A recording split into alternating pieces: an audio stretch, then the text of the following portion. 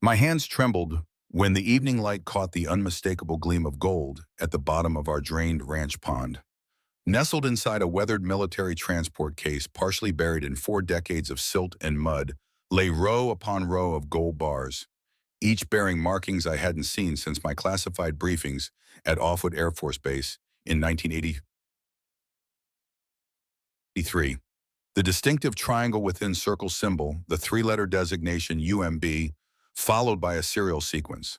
Hallmarks of Project Umbra, a program the Pentagon officially denied ever existed, and one the CIA had spent decades methodically erasing from history. Now, during the worst drought California had seen in a century, my desperate attempt to save our family ranch had uncovered more than just parched earth and cracked mud. The watertight case emerging from the silt wasn't just any Cold War relic. It was a black fund cache that could rewrite history books and expose decades of government deception. I should have refilled the pond immediately and forgotten what I'd seen. But after a lifetime of serving my country, I couldn't ignore the truth lying beneath the surface of my own land. I had no way of knowing that within hours, unmarked vehicles would appear on the county road, that my phones would go silent, or that men who didn't officially exist would be watching my every move. The rain hadn't fallen for months in Northern California, but a storm was coming, and I was standing at its center. Blue Pine Ranch had been in the Sullivan family for 4 generations. My great-grandfather purchased these 300 acres in the Sierra Nevada foothills back in 1904, and through drought, depression, and disaster, Sullivans had kept the land producing. Now it was my turn to fight for our legacy. The California sun beat down mercilessly as I walked the perimeter of the nearly empty Blue Pine Pond. The cracked earth around the water's edge told the story. The worst drought in recorded history was slowly killing my ranch. The apple orchards showed clear signs of stress, leaves curling inward to conserve precious moisture. Without reliable water storage, we'd lose the entire season's crop. A crushing financial blow that could end our family's century-long stewardship of this land. Dad, we've got maybe 2 weeks before the dam becomes dangerous. My son Alex stood at the edge clipboard in hand, his engineering training evident in the precision of his assessment. At 34, he had his mother's analytical mind and my stubborn determination. After 15 years designing propulsion systems for aerospace contractors, he'd returned home when the drought began threatening our livelihood. The emergency reservoir is already at 23% capacity, he continued, pointing to his calculations. Blue Pine Pond is developing structural issues along the northwestern face. If we don't address it now, we're looking at catastrophic failure when the rains eventually come. I nodded grimly. Blue Pine Pond wasn't just water storage. It was the heart of our ranch, where I taught Alex to swim, where Sarah and I had spent countless summer evenings before cancer took her 5 years ago. But sentiment wouldn't save our orchards or prevent a dangerous dam failure. Let's call Martinez tomorrow, I said, referring to our neighbor who owned industrial pumps. We'll drain it completely and repair the dam walls before they collapse. The next morning changed everything. Martinez arrived with his equipment before sunrise. The massive pumps roared to life, drawing water from Blue Pine Pond through thick hoses that snaked across our property to the irrigation systems. By mid-morning, the water level had dropped significantly, revealing features of the pond bed I'd never seen before. Old stumps from before the pond's creation, the remains of a small dock I'd built with Alex in the 1990s, and something else, something unexpected. Dad, what's that? Alex pointed toward an unusual formation emerging from the mud near the center of the pond. No idea, I admitted. Been swimming in this pond my whole life and never felt anything down there. As the pumps continued their work throughout the afternoon, more of the structure became visible. What appeared to be a rectangular shape, too regular to be natural, protruding from decades of sediment. By evening, with the pond nearly empty save for a small pool in the center, we could see it clearly. A military-grade transport case approximately 4 feet long by 2 feet wide, partially embedded in what looked like a concrete platform. Most striking were the markings on the metal case, alphanumeric codes and symbolic designations I hadn't seen in decades. Is that military? Alex asked carefully, making his way across the muddy pond bed. The sudden recognition hit me like a physical blow. The distinctive triangle within circle marking the 3-letter designation UMB, followed by a numeric sequence. I'd seen this exact configuration only once before during a classified briefing at Offutt Air Force Base in 1994. Not just military, I said, my voice dropping instinctively. This is Umbra. Umbra, what's that? I hesitated. Old habits died hard even after 15 years of retirement. A highly classified program from the Cold War era. The designation was used for extremely sensitive operations that officially never existed. Alex's eyes widened. And it's in our pond. How is that possible? I don't know, I admitted, but we need to be careful here. The sun was setting as we examined the case more closely. The metal was weathered but intact with a sophisticated locking mechanism that had somehow survived decades underwater. Using tools from Martinez's truck, we carefully worked to free it from the mud that had preserved it for so long. This thing weighs a ton, Alex grunted as we finally freed it from the silt. Whatever's inside is heavy. With considerable effort, we managed to haul the case to solid ground. The concrete platform beneath it appeared to be part of a larger structure still buried in the mud, but the approaching darkness made further investigation difficult. We should contact someone, Alex suggested. The Air Force, maybe. I considered this carefully. My years in strategic reconnaissance had taught me caution when dealing with programs this sensitive. Not yet. First, let me make a call to someone I trust. Back at the house, I pulled out my secure phone, a habit I'd maintained since retirement, and dialed a number I hadn't used in years. After 3 rings, a familiar voice answered. Bennett? Clark, it's Robert Sullivan. A pause. Sullivan, been a long time. How's retirement treating you? Colonel Clark Bennett and I had flown SR-71 Blackbird missions together in the 1980s. Now he served as Deputy Director of Special Programs at the Pentagon, though his precise responsibilities remained as classified as most of our shared history. I've found something on my property you need to know about, I said, choosing my words carefully. Something with Umbra markings. The silence that followed told me everything. Bennett was calculating risks, assessing implications, considering protocols. Where exactly? At bottom of a pond on my ranch. We're draining it for repairs. Don't touch anything else. Don't tell anyone else. I'll be there tomorrow morning. Clark, what is this? Why would Umbra material be buried on my land? Another pause. Not over the phone, Robert. Just secure the site and wait for me. After hanging up, I found Alex in the kitchen, reviewing the structural diagrams of the dam. So, he asked, my old colleague is coming tomorrow. Until then, we keep this quiet. Alex nodded, but his expression remained troubled. Dad, what exactly is Umbra? I've worked defense contracts for 15 years and never heard of it. I sat heavily at the kitchen table. It was compartmentalized, need-to-know basis only. Umbra was a code word for highly classified operations primarily focused on Soviet bloc activities during the Cold War. And somehow related material ended up buried in our pond. Alex's skepticism was warranted. That's what doesn't make sense, I admitted. These kinds of designations were used for the most sensitive operations and materials. There's no logical reason for it to be here. We spent the evening securing the case in the barn and establishing a perimeter around the pond with warning signs about the dam repair work, plausible cover for keeping people away. I tried calling Bennett back with additional questions, but his number went straight to voicemail. Sleep eluded me that night. My mind raced with possibilities, none of them comforting. The presence of Umbra material on my property raised troubling questions, not least of which was whether my purchase of this land had been as coincidental as I'd always believed. At first light, I was back at the pond, examining the concrete platform more carefully.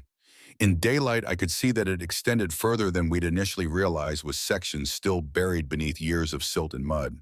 The construction appeared professional, not some hastily built container, but a purposefully designed installation. Alex joined me carrying 2 mugs of coffee. I've been thinking, he has said. The case design looks like it dates from the late 60s or early 70s based on the material composition and fabrication techniques. I nodded in agreement. That would align with the height of Cold War operations. What I can't figure out is the purpose.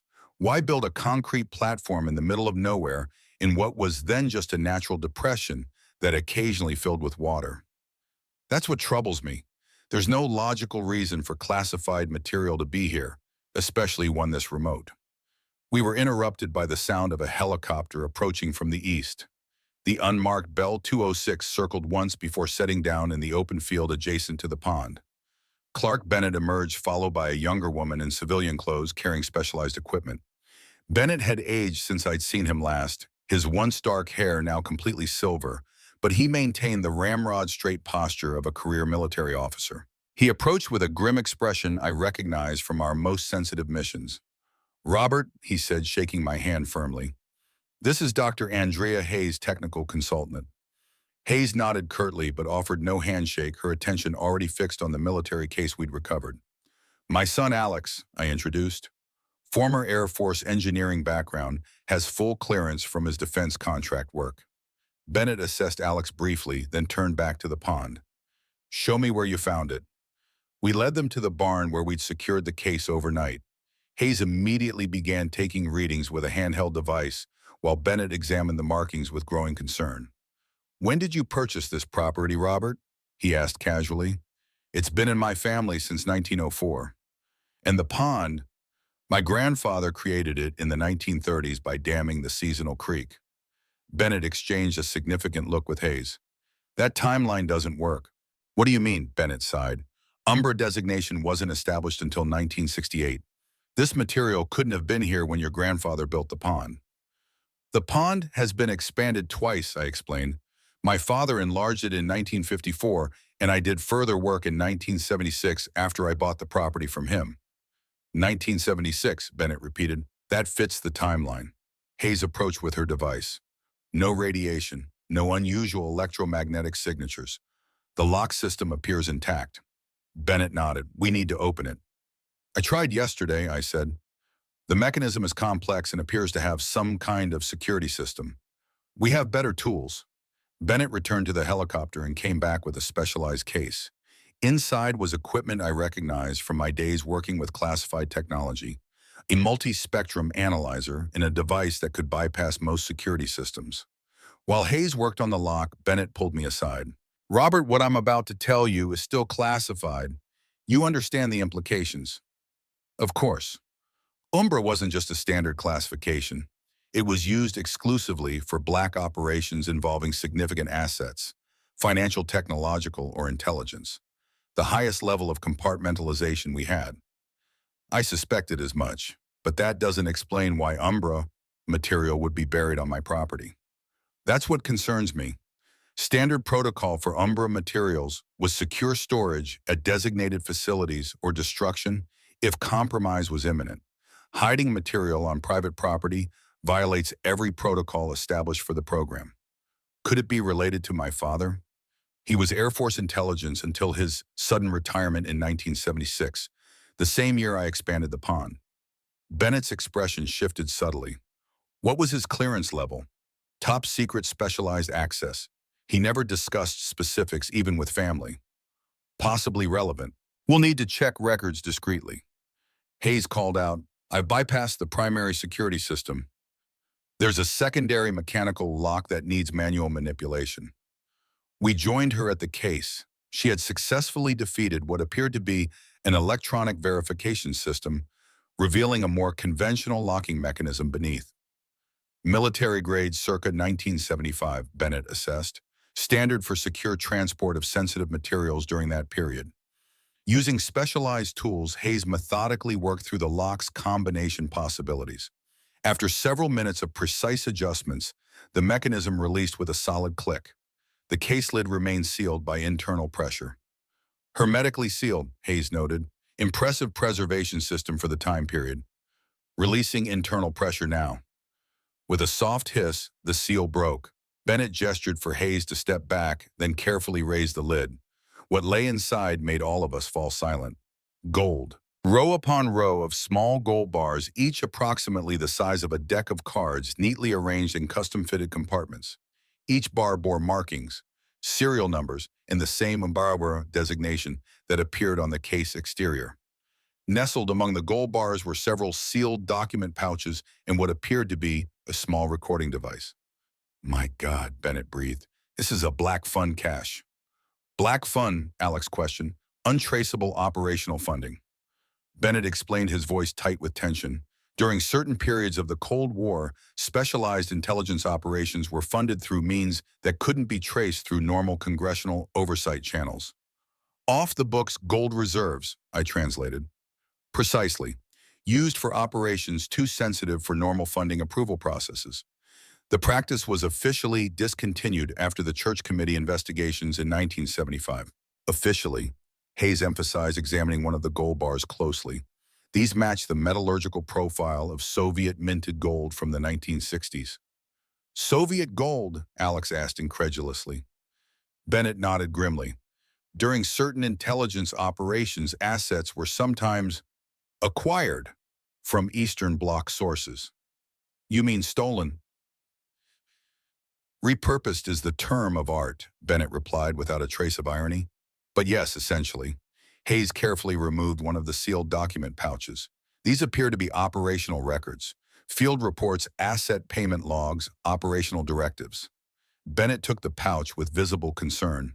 This type of documentation was supposed to be destroyed after operation completion. Preservation violates every protocol established for UMBRO activities. Someone wanted a record preserved, I noted. Or insurance, Bennett suggested darkly. As Hayes continued cataloging the case contents, I noticed what appeared to be a personal envelope nestled beneath the document pouches.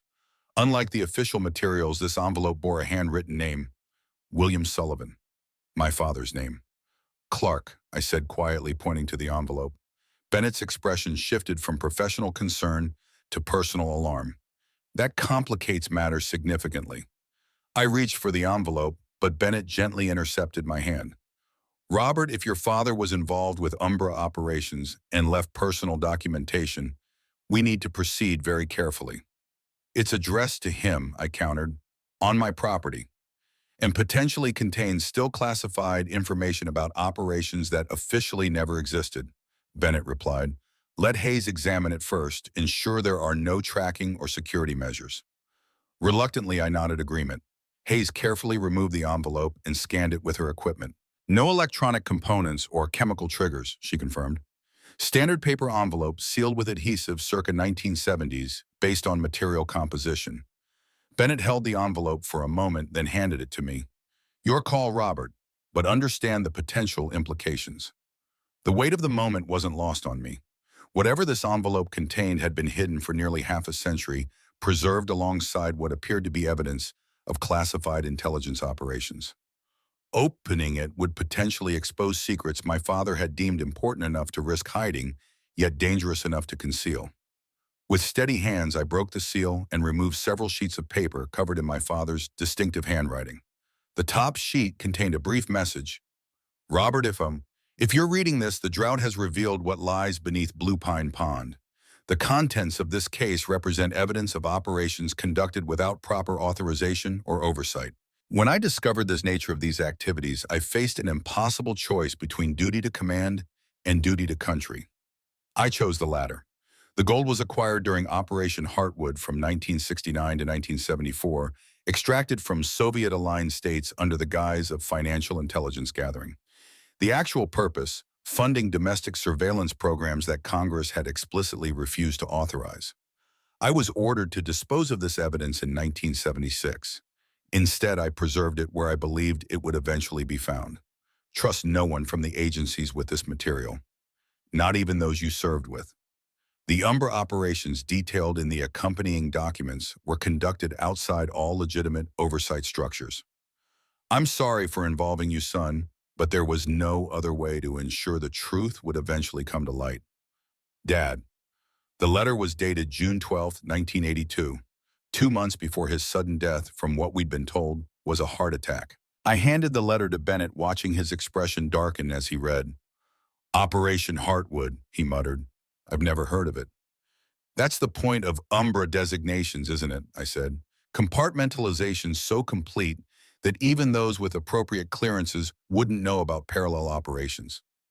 Hayes had continued examining the case contents while we focused on the letter. Colonel Bennett, you need to see this, she said, holding up one of the document pouches she'd carefully opened. Inside were operational reports detailing the extraction of financial assets from various Eastern European locations, each bearing authorization signatures and umbrella designations. Most significantly, they included directive memoranda authorizing the use of these assets for operations designated Lantern, described in carefully bureaucratic language as domestic intelligence enhancement activities.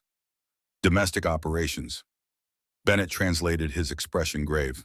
Using assets acquired from foreign sources, bypassing congressional funding oversight. Illegal, I said flatly. Explicitly so, especially after the restrictions imposed following the Church Committee investigations. Bennett agreed. These activities would have violated multiple federal statutes and constitutional protections. Alex studied the documents with growing concern. These memoranda reference surveillance operations against American citizens, political activists, journalists, even members of Congress who oppose certain Vietnam-era policies. This is dynamite, Bennett said quietly. Documentation of unauthorized domestic operations funded through unaccountable means targeting American citizens for their political views.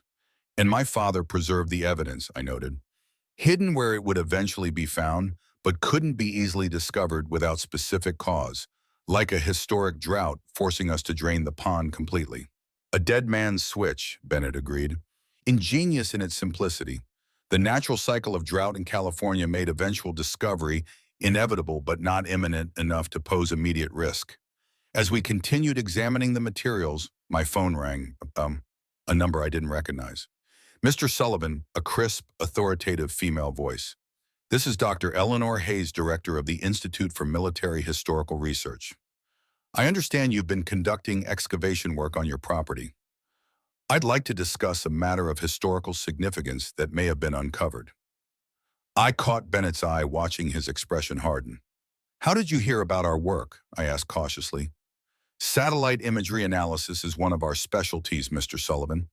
The drought has revealed numerous sites of interest across California.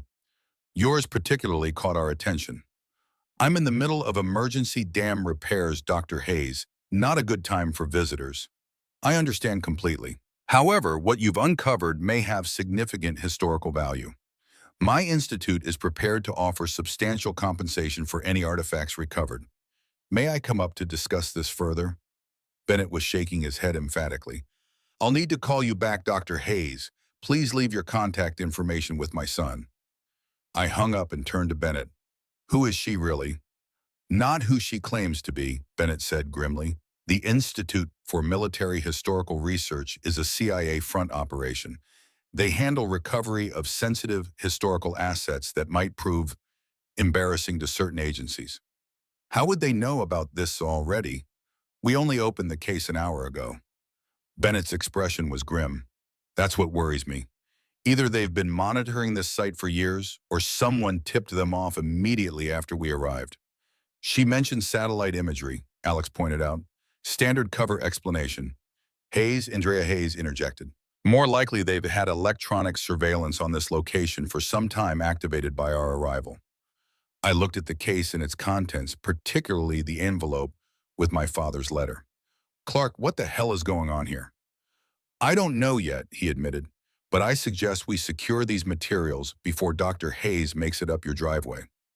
Alex, who had been monitoring the approach road through the window, interrupted. Too late. Black SUV turning onto our road now. Bennett quickly handed me the document pouches containing my father's letter and the most damning operational records. Get these somewhere safe. I'll stall her. As I took the materials, he added in a lower voice, trust no one with this, Robert. Not until we understand what we're dealing with. I nodded, decades of operational security training kicking in. Whatever was buried beneath my land, it was clear that powerful interests wanted it to remain hidden. But after a lifetime of service, I deserved to know the truth, especially if it involved my own father. Andrea Hayes quickly repacked the gold bars into their case. I'll secure this in a more defensible position.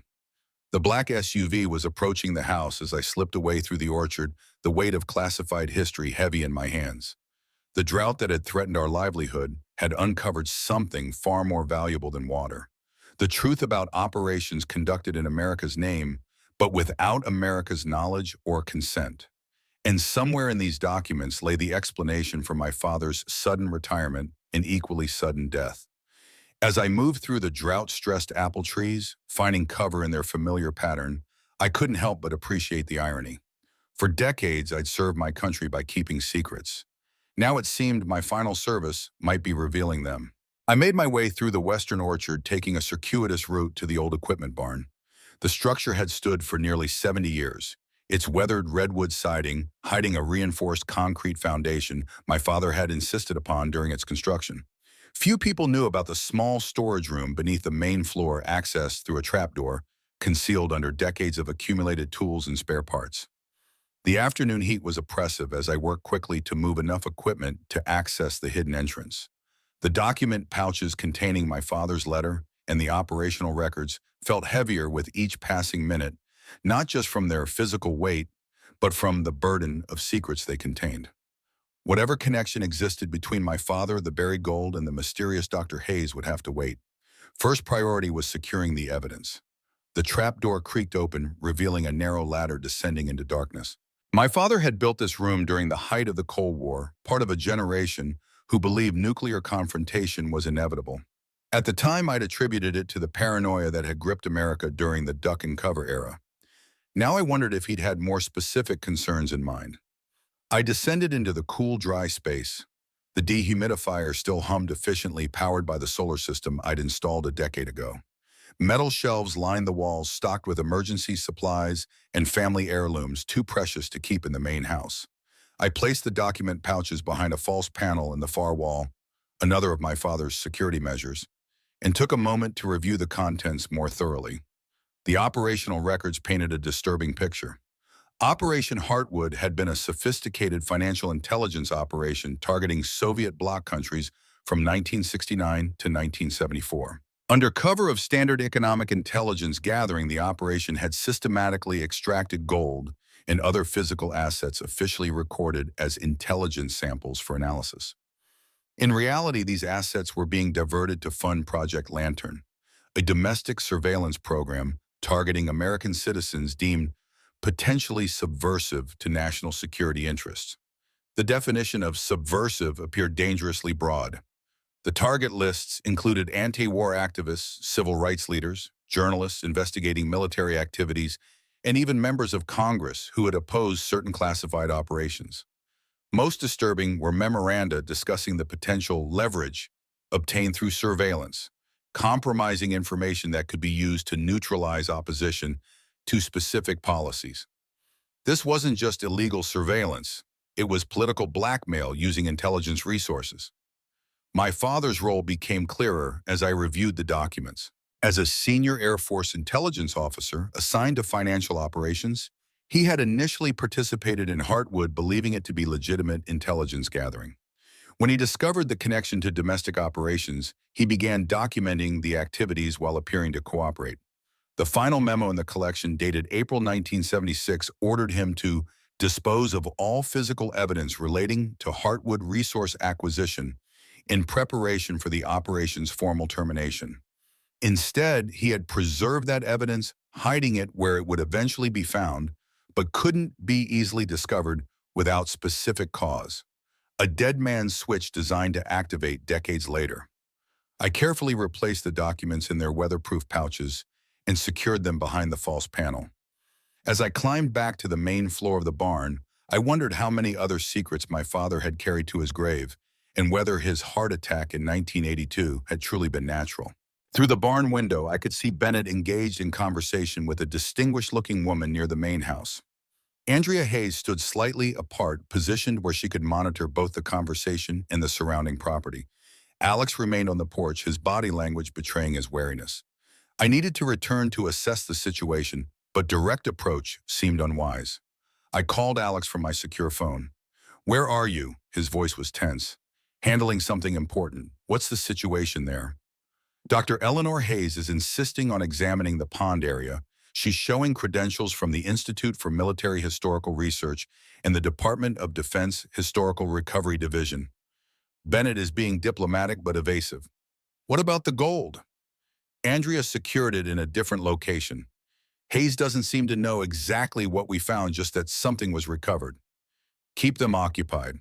I'll approach from the east side." "Roger that." I moved carefully through the drought-parched orchard, keeping the apple trees between myself and the main house. As I drew closer, I could hear the conversation more clearly. Colonel Sullivan's property has been in his family for generations, Dr. Hayes Bennett was saying.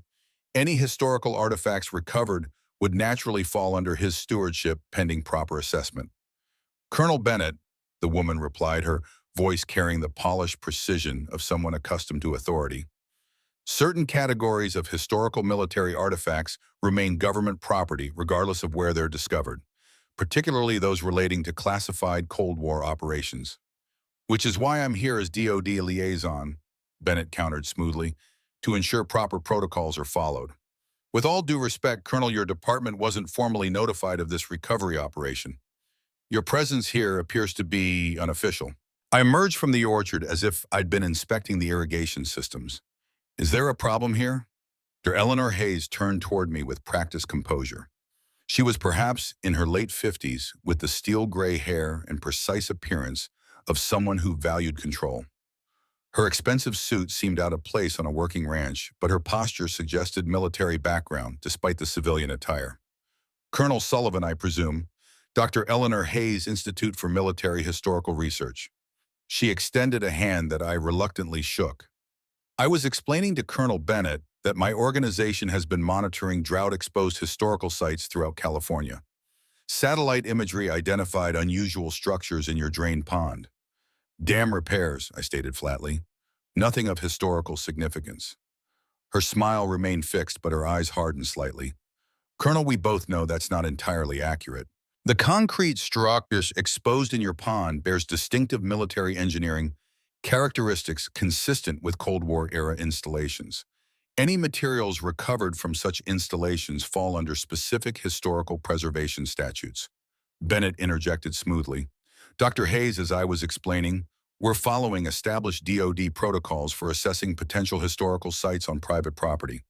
Colonel Sullivan has full cooperation with my department. Hayes raised an eyebrow.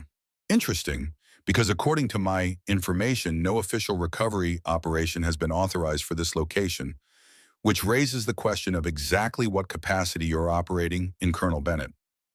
The subtle threat in her words was clear. Bennett's presence wasn't officially sanctioned, which made our position more vulnerable. Perhaps we should continue this conversation inside. I suggested, not wanting to give Hayes any opportunity to survey the property more thoroughly. The heat out here is quite oppressive. Hayes nodded agreement, though her eyes continued scanning the surroundings with professional assessment. As we moved toward the house, I noticed a second vehicle parked behind her SUV, a nondescript sedan that hadn't been there earlier. Additional personnel maintaining discreet presence while Hayes engaged us directly. Standard intelligence tradecraft. In the kitchen, Alex offered refreshments, which Hayes declined. She placed a slim briefcase on the table and removed several official-looking documents. To clarify my authority in this matter, she began sliding a credentials packet toward me. The Institute operates under direct authorization from the Historical Records Division of the CIA, with additional oversight from the DOM Historical Recovery Office. We are specifically tasked with identifying and securing Cold War-era materials that may have historical significance.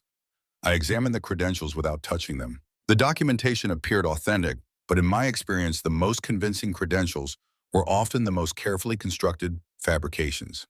And your interest in my property specifically, I asked. Satellite imagery analysis identified a concrete structure with distinctive characteristics consistent with covert installations from the late 1960s to mid-1970s. Given your family's military connections and the property's relative isolation, it was flagged for further investigation. Seems like a lot of resources dedicated to routine historical preservation, Bennett observed mildly. Hayes smiled thinly. Certain historical periods receive prioritized attention, Colonel. The Cold War era represents a crucial chapter in American history, one that continues to have relevance to current national security considerations. And what exactly do you believe we've found here, Dr. Hayes? I asked directly. She maintained perfect composure, but I caught the momentary calculation in her eyes, assessing how much we knew versus how much she should reveal. Based on the location and construction characteristics, we believe your property may contain materials related to Operation Heartwood, a classified financial intelligence operation conducted from 1969 to 1974. Any such materials would remain classified government property. The direct reference to Heartwood confirmed my suspicions. Hayes knew precisely what we'd found. The question was how she knew and what her true objectives were. I'm not familiar with any such operation, I replied carefully, and any materials found on my property would require proper legal process before removal. Of course, Hayes agreed smoothly. I'm prepared to initiate those processes immediately. My team can secure the site while we complete the necessary documentation. Your team? Bennett questioned. Hayes gestured vaguely toward the window. I have technical specialists waiting to assist with proper recovery protocols. Historical preservation requires specialized handling, particularly for materials that may have deteriorated over time. Translation, she had a tactical team ready to secure the gold and any associated documentation once she confirmed their presence. That won't be necessary, I stated firmly. As Colonel Bennett explained, we're following established protocols for assessment. Until those are complete, the site remains secured under my authority as property owner. Hayes's expression hardened slightly. Colonel Sullivan, I appreciate your position, but certain categories of classified materials supersede normal property considerations. Materials related to Heartwood would fall under Executive Order 13526, Section 1.4, regarding national security classification, which still requires proper legal process for seizure from private property. Bennett countered, something I'm certain your institute would want to respect scrupulously. The subtle standoff continued with Hayes probing for confirmation of what we'd found while we maintained deliberate ambiguity. After several more minutes of carefully worded exchanges, she appeared to shift tactics. Perhaps I've been too formal in my approach, she said, her tone softening slightly. Let me be more direct. Materials from Operation Heartwood would have significant historical value, but potentially complicated legal status. My institute is authorized to offer substantial compensation for any such materials without unnecessary entanglements. Compensation, I repeated. The institute maintains a discretionary acquisition fund for historically significant materials. Depending on what's been recovered, we could arrange immediate payment in the range of $2 to $3 million. The figure was significant, enough to save the ranch from the financial pressures of the drought and secure its future for another generation. That she offered it so readily suggested the gold's value was substantially higher, or the associated documentation had value beyond mere historical interest. That's a generous offer for hypothetical historical materials, Bennett observed dryly. Hayes smiled. The Institute values certain historical periods appropriately. I'll need time to consider any such proposal, I said noncommittally, given the complexity of the situation. Of course. However, I should mention that competing interests may become involved if resolution is delayed. The drought has exposed numerous historical sites, creating certain jurisdictional ambiguities that could complicate matters. The veiled threat was clear: take the money and surrender the materials quickly, or face interference from other agencies or legal complications. I appreciate the warning, I replied evenly. I'll contact you once I've had time to properly assess the situation. Hayes produced a business card with a direct number. I'll be staying locally and remain available at any time. I do hope we can resolve this matter efficiently, Colonel Sullivan. Historical materials are best preserved when promptly secured by appropriate authorities. After Hayes departed in her black SUV, the sedan following at a discreet distance, Bennett, Andrea, Alex, and I convened in the kitchen, well away from windows and potential surveillance. She knows exactly what we found, Bennett stated flatly. The specific reference to Heartwood confirms that. But how? Alex questioned. We only opened the case a few hours ago. Several possibilities. Andrea suggested her intelligence background evident in her methodical analysis. Long-term surveillance activated by specific triggers, a leak within official channels when Bennett requested information or pre-existing knowledge of what was hidden here. The latter seems most likely, I noted. She arrived too quickly with too much specific information to be reacting to our discovery. She was waiting for this to be found, which suggests institutional memory of what your father concealed. Bennett agreed, probably maintained by a very small group with direct connection to the original operations. The institute she represents, Andrea added, It's a known CIA proprietary organization established specifically for recovering historically sensitive materials outside normal channels. Plausible deniability, Bennett translated. If questions arise about their activities, the CIA can maintain official distance while still controlling the operation. What's our next move? Alex asked. Bennett considered our options. We need expert assessment of the documentation and independent verification of the operational records. I know someone who can help, Professor Margaret Winters at Berkeley. Former NSA legal counsel specialized in oversight of intelligence operations during this exact period. Can she be trusted? I asked. She was forced into early retirement after publishing articles critical of expanded surveillance authorities. Definitely not aligned with those who would want this material suppressed. I nodded. Make the call. While Bennett contacted Professor Winters, Andrea and I discussed the security implications of Hayes's visit. She'll have left surveillance assets, Andrea noted. Standard procedure for this type of operation. Electronic, possibly human observation of key approaches. The ranch is too large to monitor completely, I pointed out. 300 acres, multiple access points. They'll focus on the main house, the pond area, and primary roads.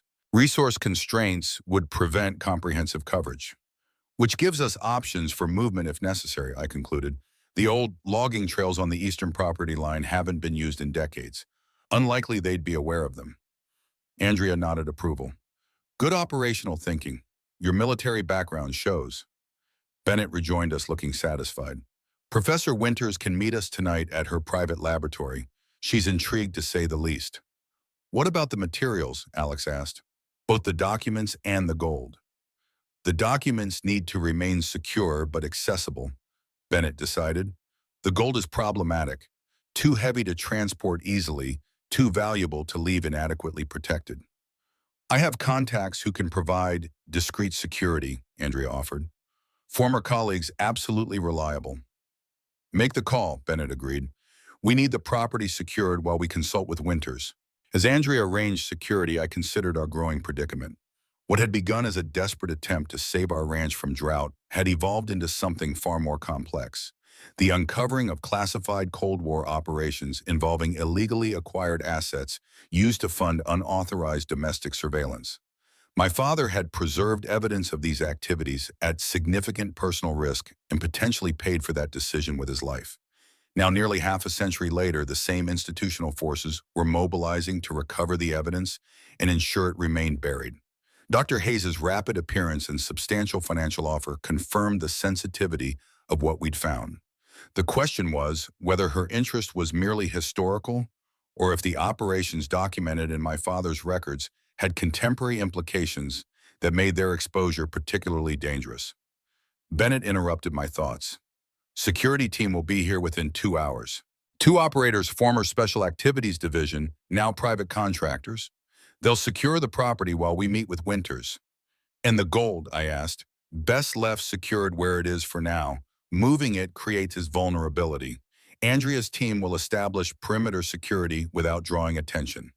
Alex, who had been monitoring the approach road, reported, Hayes's vehicle has taken position approximately 1 mile down the county road. Static surveillance posture. As expected, Andrea noted, they'll maintain observation while planning next steps. Hayes's financial offer was just the opening move. What's her most likely next action? I asked. She'll escalate through official channels, Bennett assessed. Create administrative pressure through agency connections. Possibly attempt to establish legal claim to the materials as classified government property. Meanwhile, maintaining surveillance to ensure we don't relocate anything, Andrea added, which gives us a narrow window to consult with Winters and understand exactly what we're dealing with. I concluded. Bennett nodded agreement. We should move once security is in place. Take only essential documentation, leave no electronic trail. As we prepared for departure, I returned to the hidden room beneath the equipment barn to retrieve the most critical documents from my father's collection. Among them was a small journal I hadn't noticed during my initial review. A personal log my father had maintained during his involvement with Operation Heartland. The entries began in 1969, documenting his initial assignment to what was described as a specialized financial intelligence operation. The early entries reflected professional pride in sophisticated economic warfare, against Soviet bloc countries, identifying and extracting valuable assets that could be used to fund other intelligence operations. By 1972, however, the tone shifted dramatically. An entry from March read, "Disturbing development today. Lantern operations expanded to include domestic targets with only tangential foreign connections. The justification, potential vulnerability to foreign influence, seems dangerously broad. When I questioned the legal authority, I was reminded that Umbra operations exist outside standard oversight frameworks.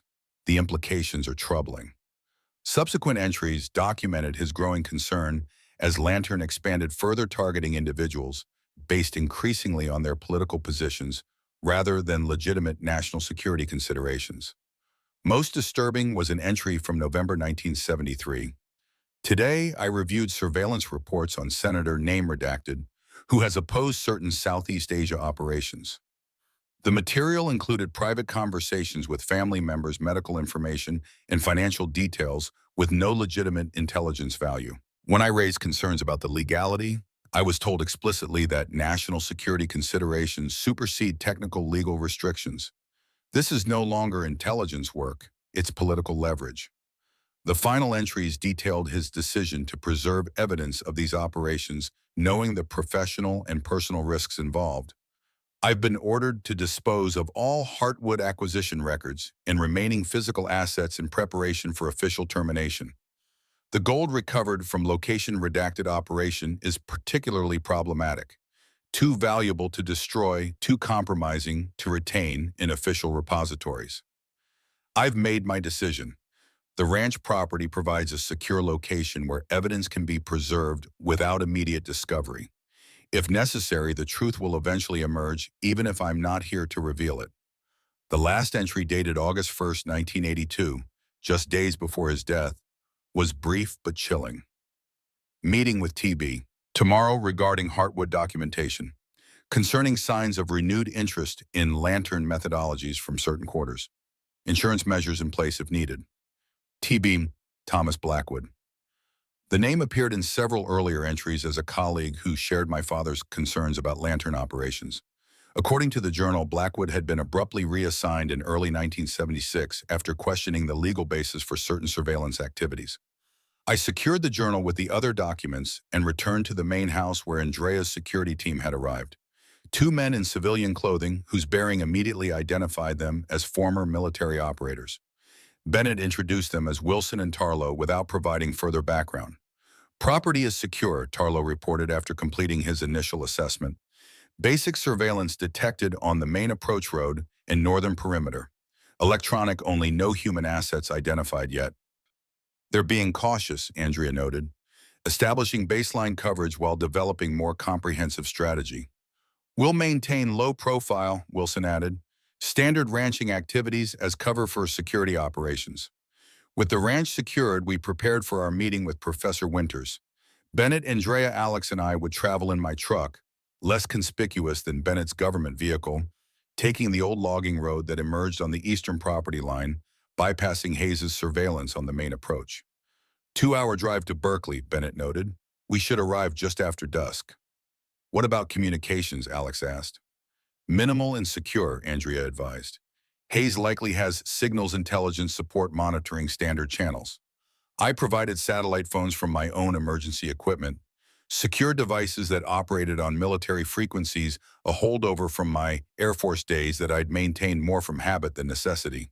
As dusk approached, we departed through the eastern logging trail, lights off, until we reached the county highway well beyond Hayes's observation position. The journey to Berkeley passed in contemplative silence, each of us processing the implications of what we'd discovered and the forces now mobilizing to recover it. Professor Margaret Winters' laboratory occupied the top floor of Berkeley's Applied Physics Building, a secure facility with restricted access and sophisticated research equipment. Winters herself met us at the service entrance, a distinguished woman in her 70s with silver hair pulled back in a practical bun and penetrating eyes that missed nothing. "Colonel Bennett," she greeted with professional cordiality. "It's been some time." "Princeton Conference 2012, Bennett replied.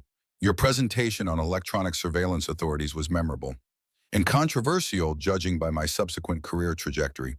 She turned her assessment to the rest of us. Professor Winters, and you must be the Sullivans. After introductions, she led us through multiple security checkpoints to her private laboratory, a large space filled with specialized electronic equipment and what appeared to be a Faraday cage in one corner. I've cleared my assistants for the evening, she explained, securing the door behind us. Whatever you've brought, I assume it requires discretion. Bennett nodded. Highest level.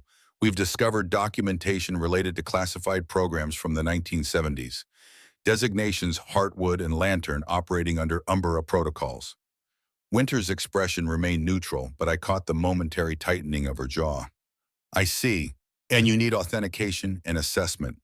Among other things, I said, we have reason to believe these operations involved illegal domestic surveillance funded through assets acquired from Soviet bloc countries. Heartwood and Lantern, she repeated softly. I haven't heard those designations in a very long time. Alex produced the document pouch containing the operational records. We have field reports, authorization memoranda, and personal records suggesting unauthorized surveillance of American citizens. Winters gestured to a specialized workstation inside the Faraday cage. Let's review the material there. Old habits die hard, and some precautions remain prudent. Inside the cage, she connected a specialized scanner to an air-gapped system. As she examined the documents, her expression grew increasingly troubled. These are authentic, she confirmed after methodical review. The formatting terminology and authorization protocols match classified materials from that era. These weren't fabricated. The operations they describe, Bennett prompted. Your assessment. Profoundly disturbing, Winters replied without hesitation. Operation Heartwood appears to have been a sophisticated financial intelligence operation targeting Soviet bloc countries extracting physical assets, primarily gold, that were then diverted to fund domestic operations under Project Lantern, which involves surveillance of American citizens, I added. Not just surveillance, Winters corrected grimly. Based on these documents, Lantern evolved into a leverage operation, collecting compromising information on political figures, journalists, activists, and others deemed problematic to certain policy objectives. The targets included several prominent senators, federal judges, and media executives. Illegal under what statutes? Bennett asked. Multiple violations, Winters replied. The Foreign Intelligence Surveillance Act hadn't been enacted yet, but these operations would have violated the Fourth Amendment, the Posse Comitatus Act, and numerous regulatory restrictions on domestic activities by intelligence agencies. Most significantly, they deliberately circumvented congressional oversight of intelligence funding, a direct violation of constitutional separation of powers. And the gold, Alex asked. Winters examined the inventory documentation. Approximately $3 million in 1974 valuation. Today's worth would be substantially higher, particularly given the numismatic value of Soviet minted gold from this period, perhaps 15 to 20 million. The figure explained Hayes's immediate offer of 2 to 3 million, significant but well below the actual value of what we discovered. Beyond monetary value, Winters continued, these materials represent definitive evidence of unauthorized intelligence operations conducted against American citizens using assets acquired through classified foreign operations.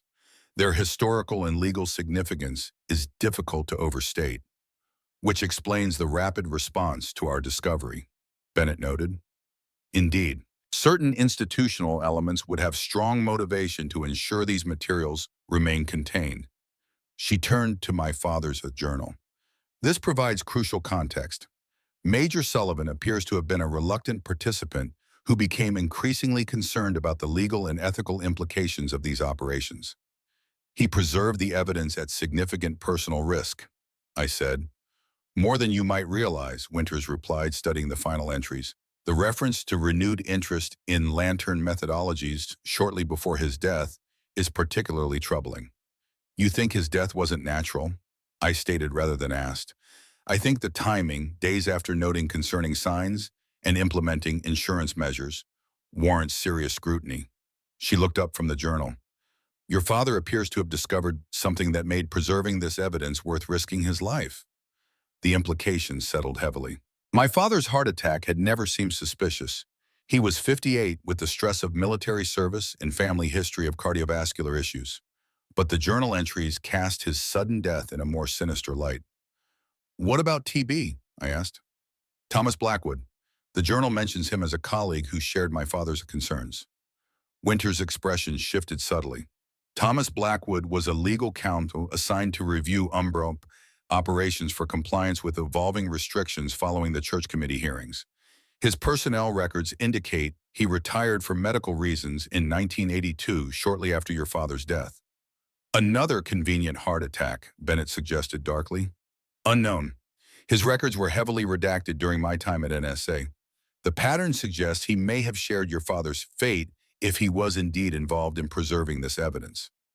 As we processed this information, Alex raised another critical question. What's the connection to Dr. Hayes and her institute? Why their specific interest in these materials after nearly 50 years? Winters considered this carefully.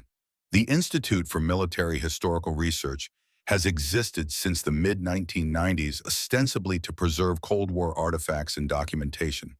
In practice, it functions as a mechanism for recovering potentially problematic historical materials outside normal government channels. And Hayes specifically, I pressed. Eleanor Hayes is the niece of Richard Hayes, who served as Deputy Director for Operations at CIA during the period these operations were conducted.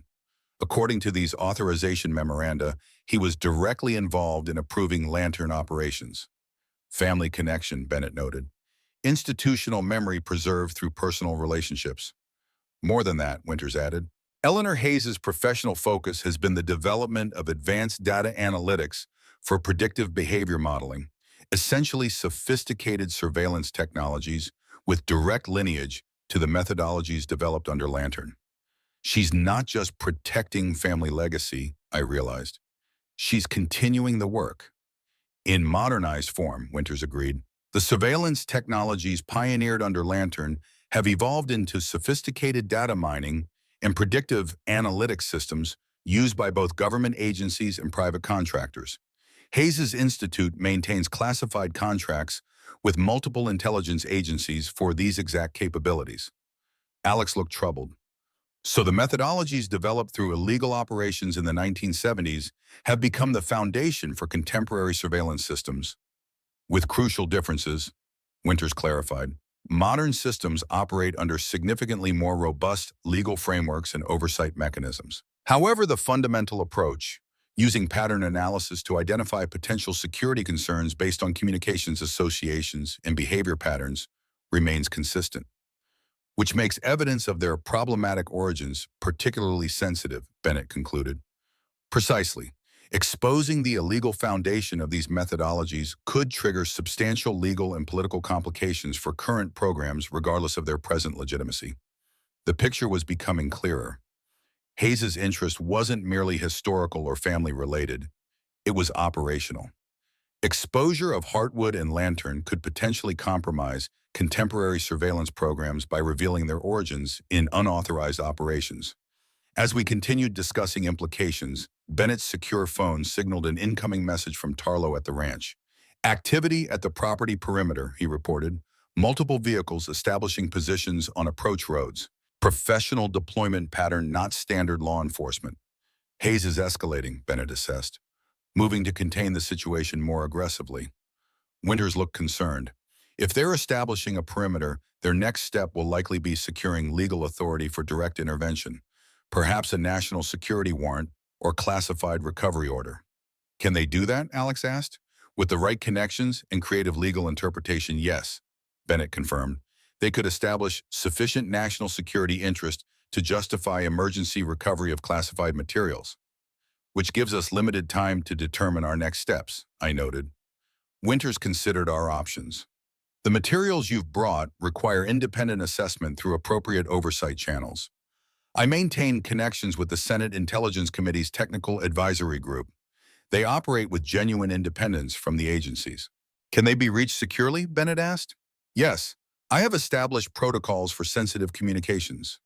She moved to a specialized communication station in the corner of the laboratory. We can prepare a complete briefing package and arrange for an emergency review. While Winters established contact with her oversight connections, Bennett received another update from Tarlo. Two individuals identifying themselves as FBI agents have approached the main gate requesting access to the property. Credentials appear authentic, but their approach doesn't match standard bureau protocols. Cover for the actual operation, Andrea assessed. They'll establish official presence while other assets move into position.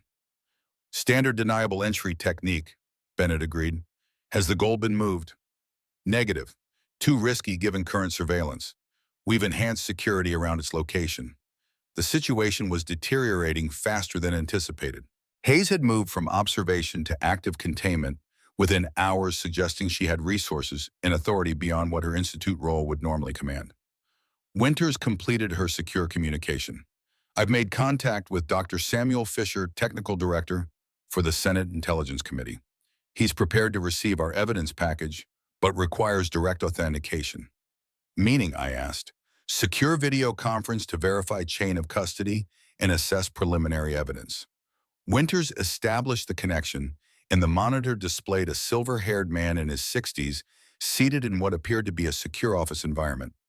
Professor Winters, thank you for the alert, Fisher began.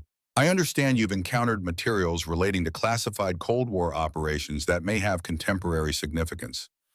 After verifications were complete, we provided an overview of our discovery and the documentation we'd recovered. Fisher's expression grew increasingly grave as he reviewed the materials Winters transmitted through their secure channel. These appear to be authentic operational records from highly compartmentalized activities, he confirmed. The implications are concerning, particularly regarding unauthorized domestic surveillance and misappropriation of intelligence assets. Our immediate concern is security, Bennett explained. The materials were discovered on Colonel Sullivan's property and are now being sought by elements operating through the Institute for Military Historical Research. Dr. Eleanor Hayes, Fisher nodded. We're familiar with her organization and its functions. Their rapid response to your discovery suggests institutional priority well beyond normal historical preservation. Can you provide assistance? I asked directly. Yes, but with procedural limitations. I'm initiating emergency oversight protocols that will secure these materials through appropriate channels. However, establishing jurisdiction will take time, perhaps 24 to 48 hours for full implementation. We may not have that much time, Bennett warned. Hayes is already establishing containment around the Sullivan property. Fisher looked troubled. I can expedite FBI counterintelligence involvement, but their arrival would still be several hours minimum. In the meantime, I strongly advise against returning to the property until we can establish proper security. Bennett's phone signaled again. Tarlow reporting further developments. Perimeter breach in progress. Multiple individuals approaching from the northern ridge. Tactical movement patterns professionally equipped. Fisher responded immediately. I'm contacting the FBI field office in Sacramento to dispatch legitimate resources. Time frame for arrival approximately 90 minutes. That's too long, I said. My men are outgunned and we have sensitive materials still on the property. We need to return immediately, Bennett agreed. Inadvisable, Fisher cautioned. If these are indeed agency operators acting outside proper authority, your presence could escalate the situation dangerously. Those are my men on my property, I insisted. I'm not abandoning them. Winters intervened. Dr. Fisher, can you provide real-time intelligence support, satellite or drone coverage of the area? I'm arranging that now, but there will be a delay in establishing the feed. I check my watch. 2-hour drive back to the ranch. If we leave now, we can be there before midnight. Fisher looked troubled. Colonel Sullivan, I understand your concern, but I strongly advise waiting for proper authorities. With respect, Dr. Fisher, proper authorities have failed to address this situation for nearly 50 years. I won't risk losing the evidence or my people while waiting for bureaucratic processes to engage. Bennett nodded in agreement. We'll maintain communication en route. Please expedite legitimate federal response. Understood. I'll coordinate continuous support and provide updates as available. Fisher hesitated, then added, be advised that if these are indeed agency operators, they may be operating under some form of official authorization, however questionable. Meaning they believe they have legal cover, Bennett translated. Precisely. Exercise extreme caution. As we prepared to depart, Winters approached with a small device. Take this. It's a specialized field analyzer capable of detecting and disrupting certain types of surveillance equipment. Might prove useful. You just happen to have counter-surveillance gear in your university lab, Alex asked. Winters smiled thinly. Old habits die hard, young man. Some of us never fully retire from our previous professions. We left Berkeley at 9:17 p.m., Bennett driving while I coordinated communications with Tarlo and Fisher. The night was clear, a half moon providing illumination over the coastal mountains as we headed northeast toward the Sierra foothills. Tarlo reports 8 to 10 individuals on the property now, I relayed.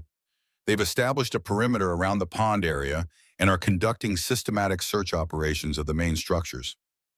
Professional team, Bennett assessed, moving with tactical precision. Fisher confirms Sacramento FBI has been notified, but there's confusion about jurisdictional authority.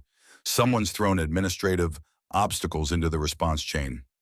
Deliberate obstruction, Bennett said grimly. Classic denial tactic. Alex leaned forward from the back seat. I've been thinking about the gold in documentation. Based on what we've seen, this isn't just about hiding historical wrongdoing. The rapid response suggests contemporary implications. Winters mentioned Hayes's work in advanced data analytics, Andrea noted. Modern surveillance systems built on methodologies pioneered under Lantern. Which means exposure threatens current operations, not just historical reputation, Bennett concluded. The truck's satellite phone rang. Fisher's secure line. Colonel Sullivan, we've established preliminary surveillance coverage of your property, confirming approximately 12 individuals operating in tactical pattern around the main structures. They appear to be conducting systematic search operations with specialized equipment. Identification, Bennett asked. Negative. No visible agency markings or standard tactical protocols. This does not appear to be a sanctioned operation. We're still 90 minutes out, I said. What's the status of legitimate response? FBI Sacramento has dispatched a tactical team ETA approximately 45 minutes. However, they're proceeding cautiously due to jurisdictional questions. Someone has flagged the location as a potential national security site, which complicates immediate intervention. They're buying time, Bennett observed. Standard delay tactic. Agreed, Dewan. I'm working to clear the jurisdictional obstacles, but it's slow going. Someone with significant authority is creating administrative interference. As we approached the foothills, traffic thinned on the eastbound highway. Bennett maintained a steady pace just above the speed limit, fast enough to make good time, but not so fast as to attract law enforcement attention. My satellite phone signaled again, this time Tarlo's emergency channel. Colonel, situation deteriorating. Hayes' team has located the storage room in the equipment barn. They're systematically searching the hidden compartments. The gold, I asked tensely, still secure in alternate location. Wilson is maintaining observation. They haven't found your father's documentation yet, but they're methodical. Casualties negative. We've avoided direct confrontation per instructions, operating in observation mode only. Legitimate FBI response should be on site within 30 minutes, I told him. Maintain distance and observation only. Understood. Be advised, Colonel, these aren't standard agency operators. Equipment and protocols suggest specialized private contractors, possibly former special operations. Mercenaries, Bennett translated after I relayed the information. Deniable assets, which means someone wants the operation to remain officially invisible, I noted. No direct agency fingerprints.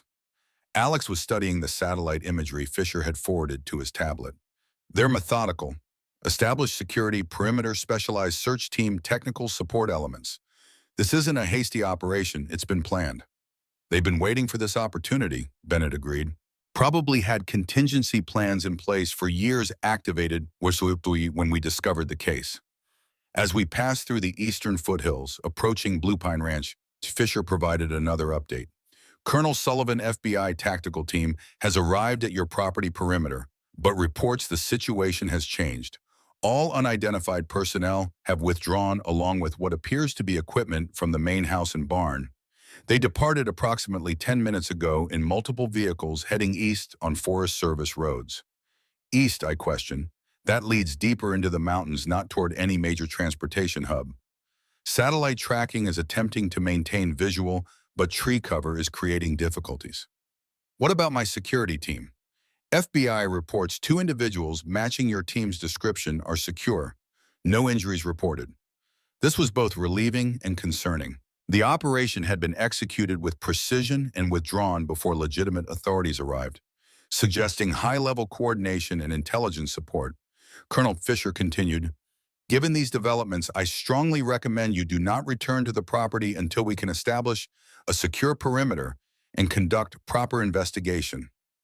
With respect, Doctor, that's my home and my responsibility. We'll proceed with appropriate caution. After ending the call, Bennett assessed the situation. They have secured what they could find, but left before direct confrontation with legitimate federal authorities. Standard extraction protocol for deniable operations. But what did they find, I wondered? The gold was secured separately, and your father's key documentation is with us. We'll know soon enough, Bennett replied grimly. As we turned onto the county road leading to the ranch, I activated the counter-surveillance device Winters had provided. It immediately signaled active electronic monitoring in the area. Multiple signals, I reported, concentrated near the main entrance and along the north ridge. They've left observation elements behind, Bennett concluded, monitoring for our return. We need an alternate approach, I decided. There's an old fire road that connects to the southern property line. It's overgrown but passable. Bennett nodded. Lead the way. I directed him to a barely visible turnoff 2 miles from the main entrance. The rough track wound through dense forest, eventually connecting to a maintenance path that serviced the irrigation systems on the southern fields. We proceeded with headlights off, using only moonlight to navigate the familiar terrain.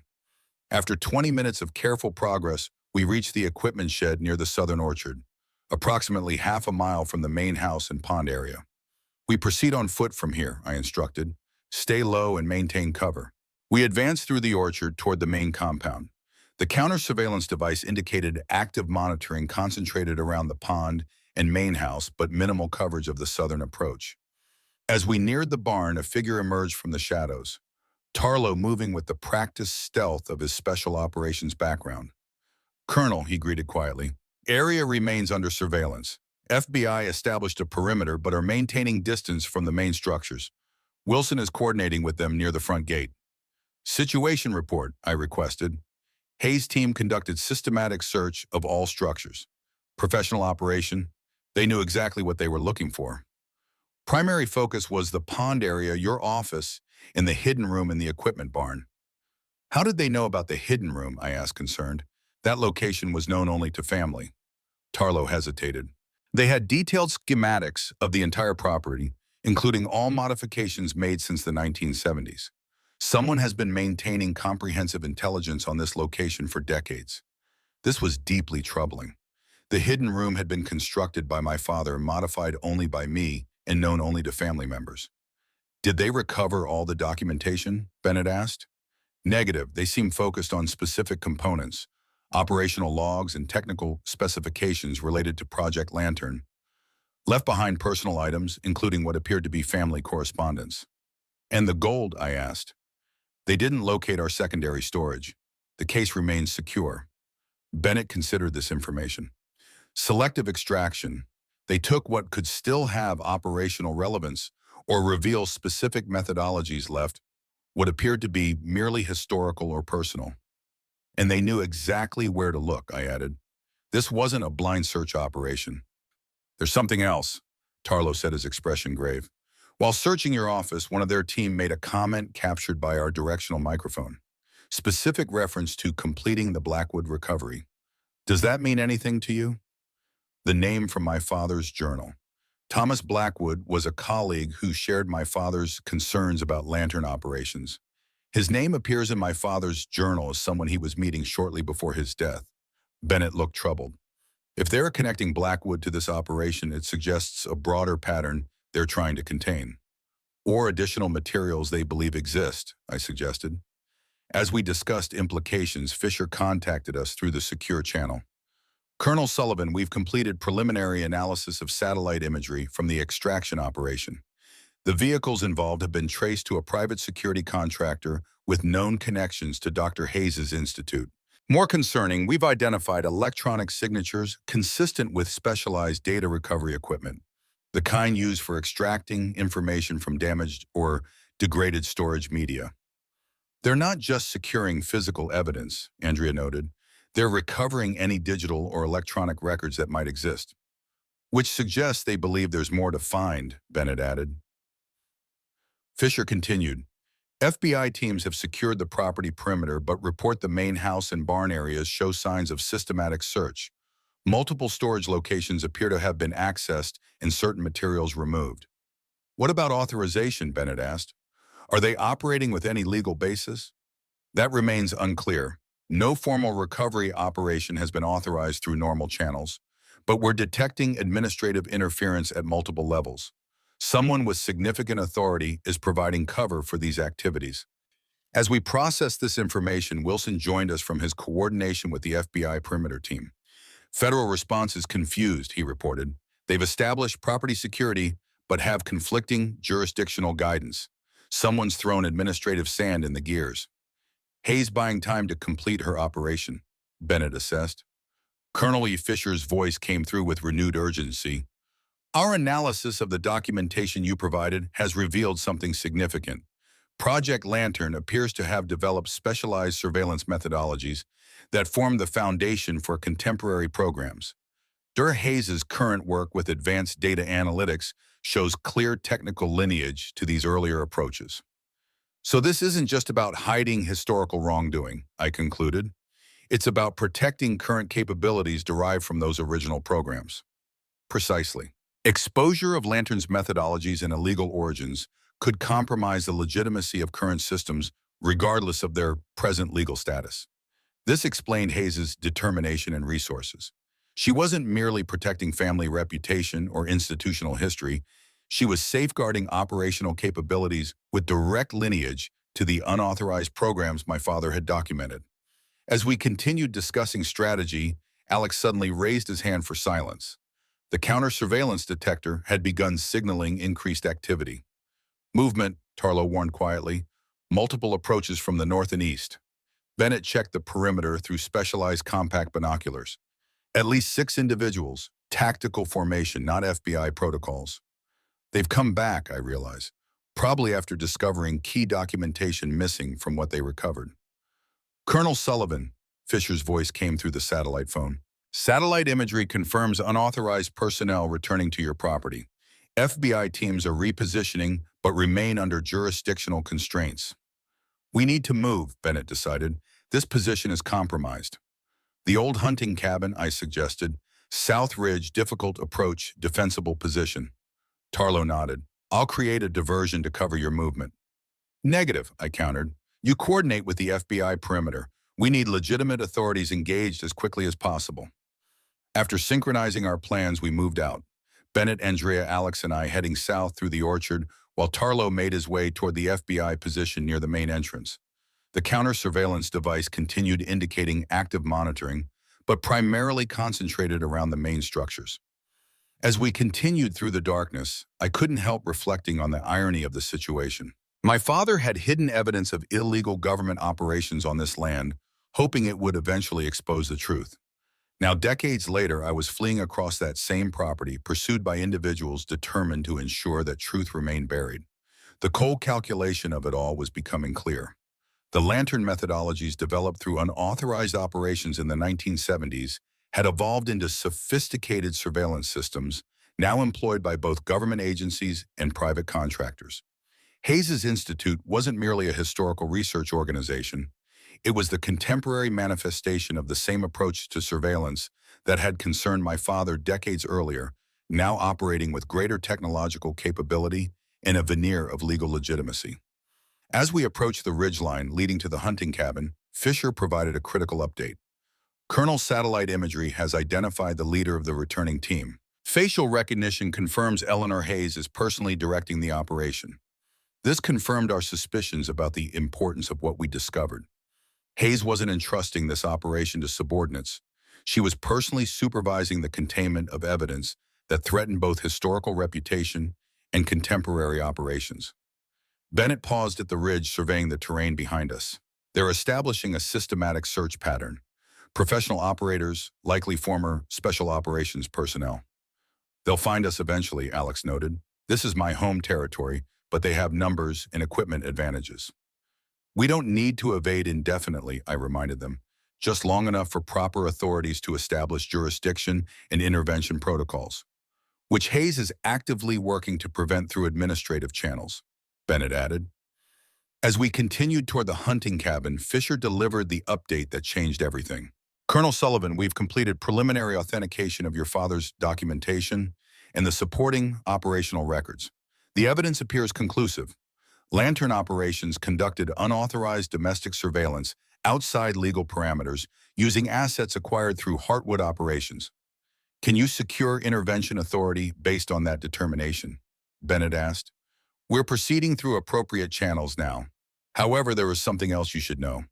Our technical analysis of the Lantern methodologies suggests they formed the foundation for a much more advanced system developed in the 1990s designated Oracle. I've never heard of it, Bennett said, his expression concerned. Few have.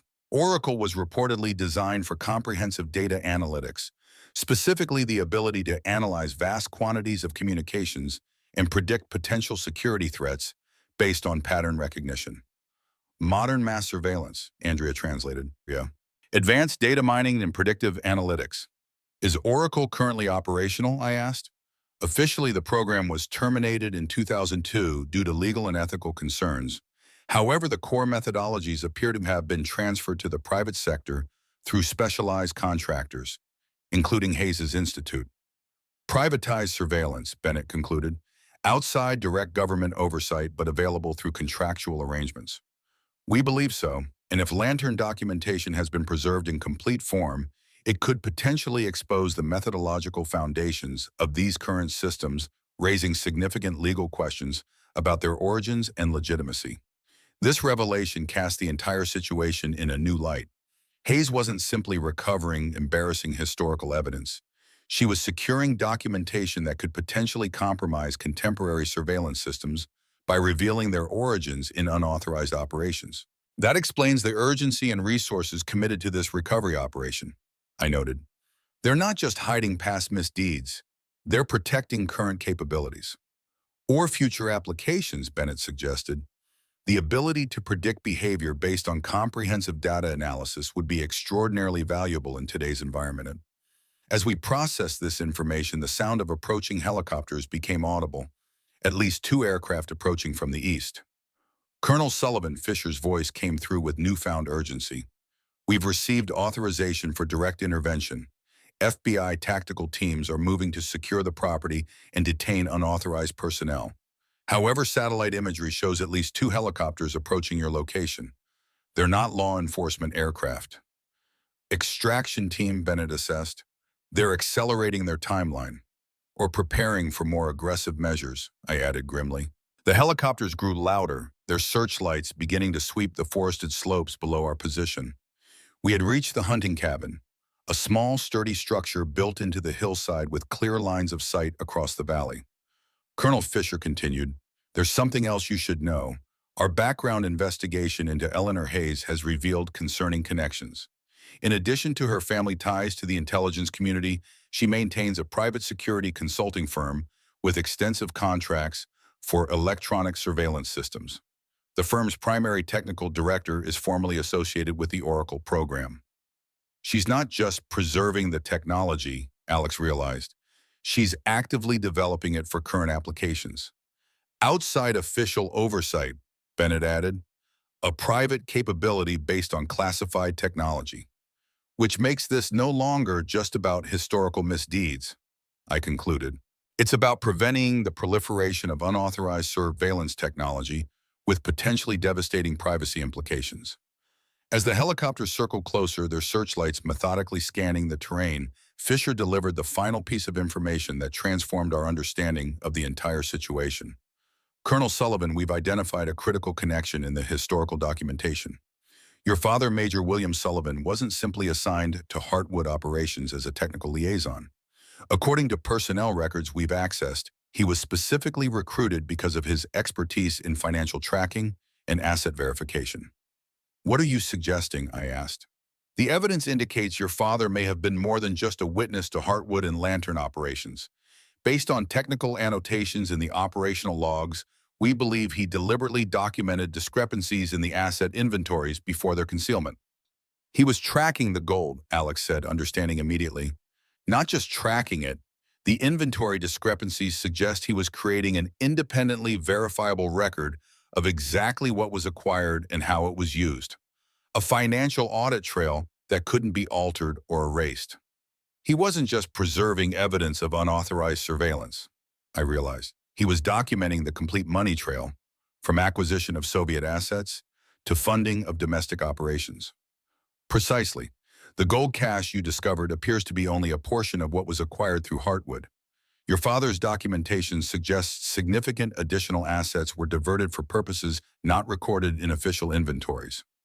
Private appropriation, Bennett concluded grimly. Someone was skimming from the operations. The documentation suggests that possibility, Fisher confirmed. If accurate, it would indicate not just unauthorized operations, but potential misappropriation of classified assets for personal gain. As this revelation settled, the tactical situation changed dramatically. One helicopter hovered directly above the hunting cabin, its spotlight illuminating our position. The second aircraft circled wider, apparently establishing a security perimeter. "They found us," Alex stated unnecessarily. The cabin's radio crackled to life, an unexpected development, as it was an old emergency system rarely used. "Colonel Sullivan," a woman's voice precise and authoritative. "This is Dr. Eleanor Hayes. I believe you have materials belonging to the United States government.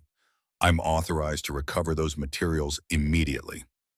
Bennett gestured for me to respond, activating the counter-surveillance device to prevent transmission of anything beyond our intended communication. "This is Sullivan. The materials you're seeking have already been transmitted to appropriate congressional oversight authorities, along with complete documentation of unauthorized domestic surveillance operations conducted under Project Lantern." A pause. "Colonel, I think you misunderstand the situation. I represent legitimate government interests in recovering classified materials related to historical operations. There's no need for this to escalate further." "Including Oracle applications," I challenged. "We're aware of the connection between Lantern methodologies and contemporary surveillance systems, Dr. Hayes, as well as your private sector interests in those technologies." Another longer pause. When she spoke again, her tone had hardened. "You're dealing with matters beyond your understanding, Colonel. National security interests that supersede historical concerns about procedural oversights. Unauthorized domestic surveillance funded through misappropriated foreign assets isn't a procedural oversight, Doctor.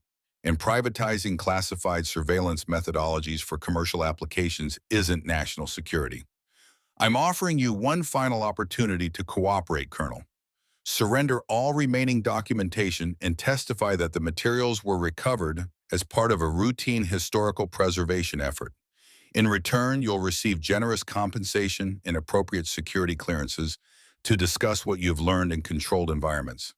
And if I refuse, then unfortunately this becomes a direct national security intervention.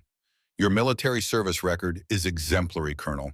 Don't tarnish it with misguided obstruction." I exchanged glances with Bennett and Alex. The implied threat was clear: cooperate or face serious consequences, possibly including charges under national security statutes. "Dr. Hayes," I responded finally. "My father gave his career and possibly his life to ensure these operations couldn't be misused again. I intend to honor that commitment." "Your father was a traitor who deliberately undermined critical national security operations, Colonel. Is that really the legacy you want to preserve?" Her words struck like physical blows, confirming Fisher's assessment while revealing Hayes's complete understanding of the situation. She knew about my father's deliberate documentation of discrepancies, which meant she also knew there were financial irregularities he had discovered. My father was a patriot who refused to allow classified technology and resources to be used against American citizens in violation of their constitutional rights, I countered. That's a legacy I'm proud to defend. The radio fell silent. Moments later, the helicopter above us descended to a clear area approximately 50 yards from the cabin. Armed personnel began deploying, establishing tactical positions around our location. "Colonel Sullivan," Fisher's voice came through the satellite phone. "FBI tactical teams are engaging unauthorized personnel at your main property area. Be advised, we've confirmed the helicopters at your location are operating without proper flight authorization or identification. Legitimate air support is inbound ETA 12 minutes. They'll move before then," Bennett assessed. Hayes knows her window is closing. As if confirming his analysis, the cabin's radio activated again. Final warning, Colonel Sullivan. Surrender the materials immediately or we will be forced to take direct action. I keyed the radio one last time. Dr. Hayes, you should know that complete documentation of Heartwood and Lantern operations, including the financial discrepancies my father identified, has been transmitted to congressional oversight. The days of operating without accountability are over. The radio remained silent, but the tactical team continued advancing methodically toward our position. Through Bennett's binoculars, I could see Hayes emerging from the helicopter, directing operations with practiced authority. They're going to attempt direct seizure, Bennett concluded. Standard protocol when negotiation fails. We need to stall until legitimate forces arrive, I said. Alex, who had been monitoring the satellite feed provided by Fisher, suddenly straightened. There's movement at the main property. FBI teams have secured the area and are moving toward our position. Too far to provide immediate assistance, Bennett noted. The tactical team had established positions approximately 30 yards from the cabin, with clear fields of fire covering all potential exits. Hayes remained by the helicopter, apparently coordinating the operation through communications gear. Colonel Fisher's voice came through urgently. We've received critical new information.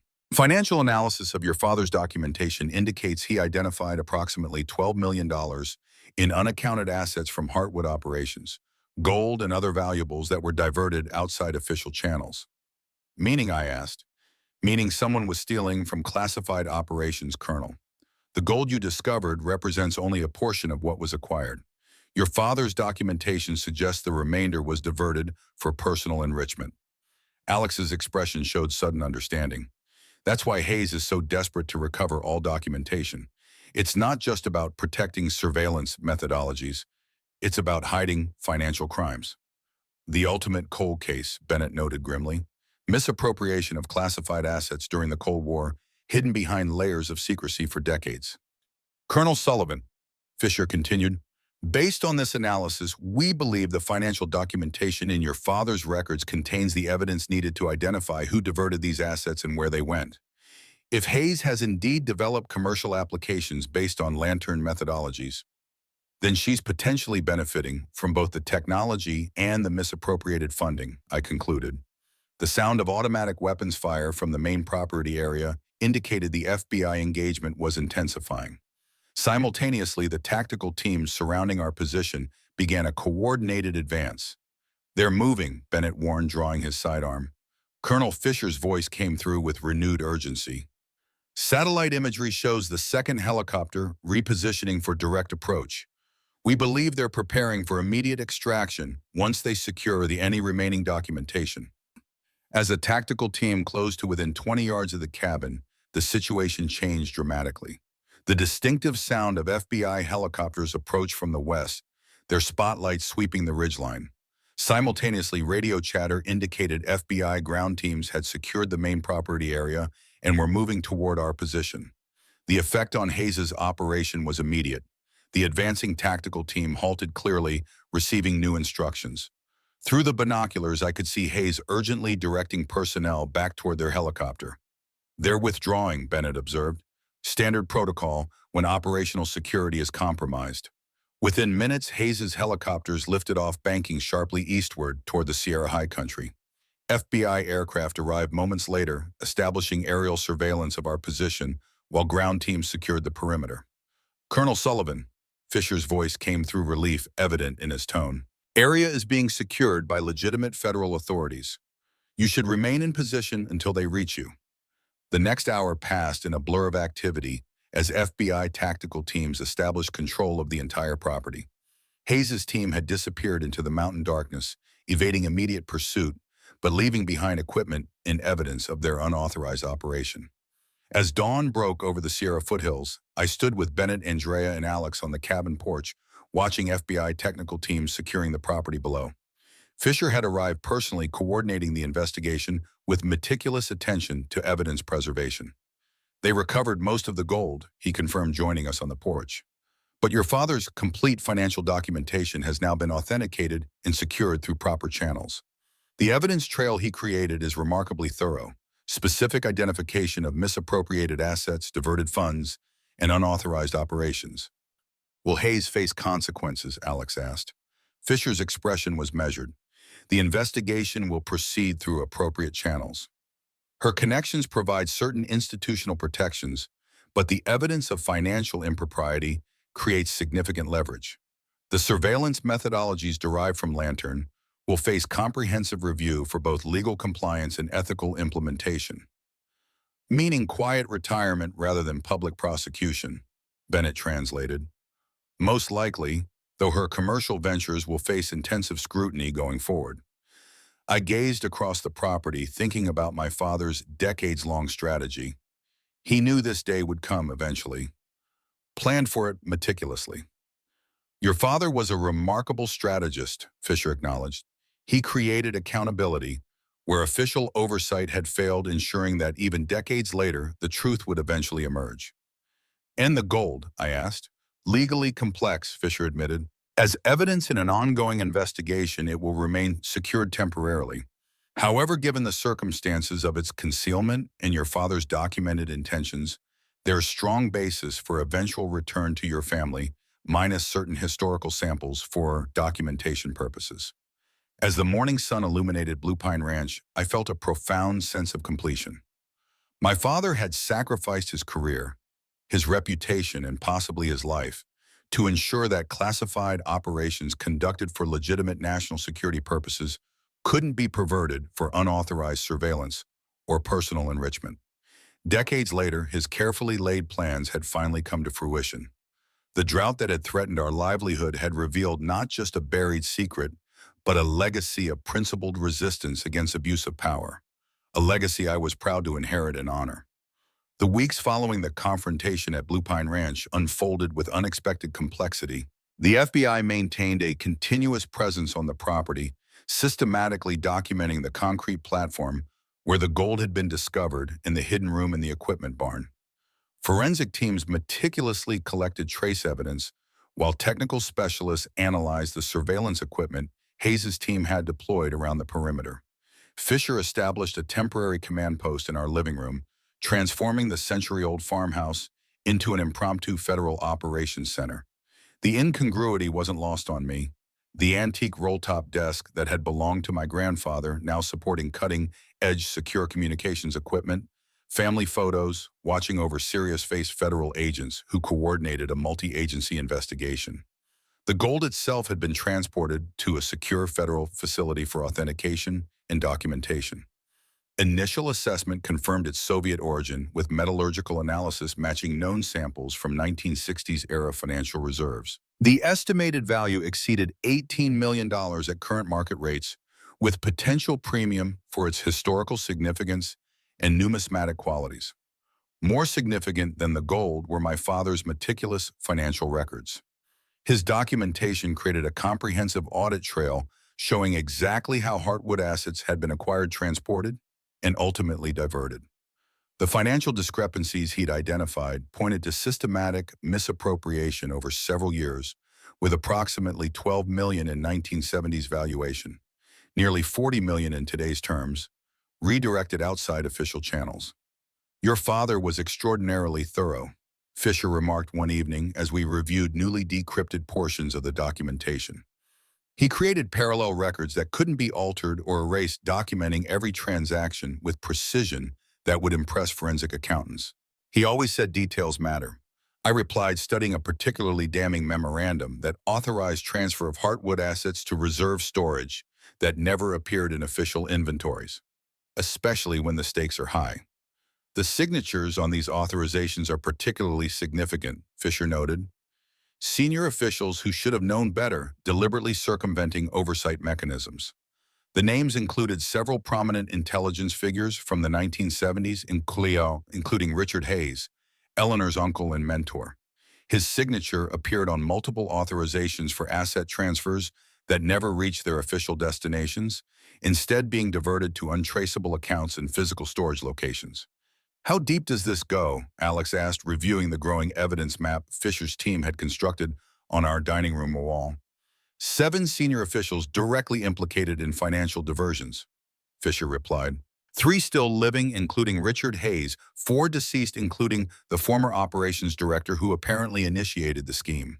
In the connection to Eleanor Hayes, financial forensics indicates substantial family assets originated from these diverted funds.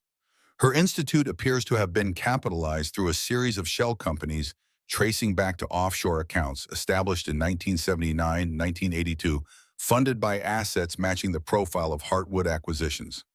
She's been living off stolen gold, I translated bluntly, while simultaneously developing surveillance technologies derived from the very programs those diverted assets originally funded, Fisher added. A perfect circle of institutional corruption spanning decades. Bennett, who had remained at the ranch coordinating with Pentagon representatives, joined our discussion with fresh information from his contacts. DoD Historical Records Division has located fragmentary references to Thomas Blackwood, he reported, former legal counsel to the Intelligence Oversight Committee specialized in compliance with post-church committee restrictions. The TB from my father's journal, I noted. Correct. According to personnel records, he raised formal concerns about Lantern operations in early 1976, questioning their legal authorization and oversight protocols. 3 months later, he was reassigned to administrative review of NATO logistics, effectively sidelined from sensitive operations. And in 1982, I asked, recalling the final entry in my father's journal about meeting Blackwood shortly before his death. Official records indicate he suffered a cerebral hemorrhage while on vacation in Montana, August 17, 1982. Death classified as natural causes. 3 days after my father's heart attack, I observed grimly. The timing is difficult to dismiss as coincidental, Fisher acknowledged. Two individuals with knowledge of both Heartwood financial irregularities and Lantern operational concerns, both dying of natural causes within days of each other.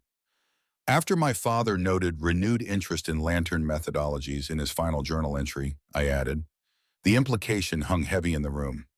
My father and Blackwood hadn't just documented unauthorized operations. They had potentially discovered plans to revive the surveillance approaches developed under Lantern using new technologies emerging in the early 1980s. That would align with early development of Oracle, Fisher noted, the digital surveillance system that evolved from Lantern methodologies. Initial conceptual work began in 1982-1983 according to recovered documentation. Could they have been eliminated to prevent interference with Oracle development? Alex asked directly. Fisher chose his words carefully. We have no direct evidence supporting that conclusion. However, the convergence of circumstances, their specific knowledge expressed concerns and synchronized deaths immediately preceding Oracle initiation creates a troubling pattern. That's why Hayes was so determined to recover all documentation, Bennett concluded, not just to protect family reputation or historical operations, but to conceal potential connections between these deaths and subsequent program development. As this dimension of the case unfolded, the FBI's investigation of Hayes's institute revealed further concerning patterns. Her private security firm maintained classified contracts with multiple intelligence agencies, providing advanced data analytics services based on methodologies derived directly from Lantern and Oracle. These services operated in a carefully constructed gray area, technically compliant with current legal frameworks, while leveraging approaches originally developed through unauthorized operations. It's sophisticated laundering of classified methodologies, Fisher explained, taking approaches developed through illegal operations, modifying them just enough to establish technical compliance with current restrictions, then marketing them back to the agencies as innovative commercial services. Effectively privatizing capabilities that couldn't legally be maintained within government, Bennett added, while generating substantial profit from approaches originally funded through misappropriated assets, Alex noted. The case was expanding beyond anything we had initially anticipated, from discovery of historical gold to evidence of decades-spanning institutional corruption involving financial crimes, unauthorized surveillance, and the deliberate circumvention of congressional oversight through privatization of classified capabilities. 10 days after the confrontation at the hunting cabin, Fisher received authorization for expanded investigation. Additional technical teams arrived, establishing specialized analysis capabilities in our barn for processing recovered digital evidence. Satellite surveillance maintained continuous observation of known Hayes facilities, while financial investigators traced complex networks of shell companies and offshore accounts. Throughout this intensifying activity, Eleanor Hayes herself remained conspicuously absent. After the failed attempt to recover documentation from the hunting cabin, she had disappeared from public view. Her institute continued operating under management of subordinates, while her private security firm maintained its contracts without visible disruption. Professional disappearance, Bennett assessed. She's activated long-standing contingency protocols, probably relocated to a non-extradition country while maintaining operational control through secure communications. Can she be located? I asked. Eventually, Fisher replied. Financial transactions and communication patterns will create trackable signatures, but she has substantial resources and expertise in maintaining low-profile operations. So she escapes accountability, Alex said, frustration evident in his voice. Not entirely, Fisher countered. While physical apprehension may be delayed, her operational capabilities and financial resources can be significantly constrained through proper legal channels. The evidence your father preserved provides leverage beyond anything she anticipated. This conversation was interrupted by an urgent communication from Fisher's technical team. They had discovered an encrypted partition within the digital storage device recovered from the pond containing additional documentation not included in the physical materials. Your father created comprehensive digital backups, Fisher explained as we gathered in the barn to review the findings. Remarkable foresight given the limited technologies available in the early 1980s. The decrypted files contain something unexpected. Detailed technical specifications for the surveillance methodologies developed under Lantern, including the algorithmic approaches that would eventually evolve into Oracle in contemporary systems. Most significantly, the documentation included annotated analysis, identifying fundamental vulnerabilities in these approaches. Your father wasn't just documenting these systems, the lead technical analyst explained, evident admiration in her voice. He was systematically analyzing their technical limitations and exploitable weaknesses. This is essentially a blueprint for countering the surveillance capabilities derived from Lantern methodologies. A technical dead man's switch, Bennett translated, ensuring that if these approaches were continued or expanded, counteracting technologies could be developed. Fisher studied the technical documentation with growing appreciation. This explains another dimension of Hayes's urgency. These materials don't just document historical misdeeds. They provide the foundation for developing countermeasures against surveillance systems her companies currently market to government and private clients. My father was playing a very long game. I noted a complex mixture of pride and sadness washing over me. The depth of his foresight was remarkable, but it had ultimately cost him his life. 2 days later, another breakthrough emerged from forensic analysis of the concrete platform where the gold had been discovered. Beneath layers of sealant, technicians found a small waterproof capsule containing a microfiche, a preservation medium popular in the late 1970s and early 1980s for archiving documents in minimal space. The microfiche contained meeting minutes from classified intelligence oversight sessions in Escalation in 1975 and 1976, documenting internal debates about Lantern operations. Most critically, it included testimony from Thomas Blackwood, explicitly questioning the legal authority for these activities and warning about potential constitutional violations. Blackwood wasn't just raising administrative concerns, Fisher observed as we reviewed the recovered documents. He was creating a formal record of opposition to these programs, specifically identifying their constitutional deficiencies, which made him a threat to those who wanted to continue and expand these approaches, Bennett added, particularly as computing technology advanced in the early 1980s, the technical analyst noted. The transition from analog to digital surveillance represented a quantum leap in capabilities. Anyone who understood both the legal restrictions and technical methodologies would recognize the dangerous potential. This new evidence strengthened the connection between my father Blackwood and their synchronized deaths immediately preceding Oracle development. While still circumstantial, the pattern was becoming increasingly difficult to dismiss as coincidence. As these investigations proceeded, I received an unexpected communication from an attorney in Bozeman, Montana. According to his letter, he represented the estate of James Thompson, a recently deceased client who had left specific instructions regarding contact with me in the event of certain public developments related to historical intelligence activities. James Thompson, Bennett repeated when I shared this communication. That name appears nowhere in the official records we've accessed. Could be a pseudonym, Fisher suggested. Montana would provide relative isolation while maintaining access to necessary resources.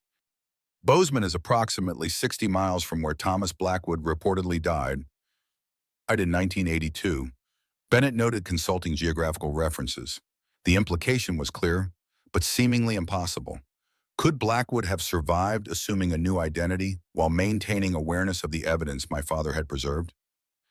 After consultation with Fisher and Bennett, we arranged secure communication with the Montana attorney. His response was cryptically brief. Mr. Thompson anticipated your contact following certain discoveries. He left materials for your review that can only be delivered in person due to their sensitive nature. A meeting can be arranged at your convenience.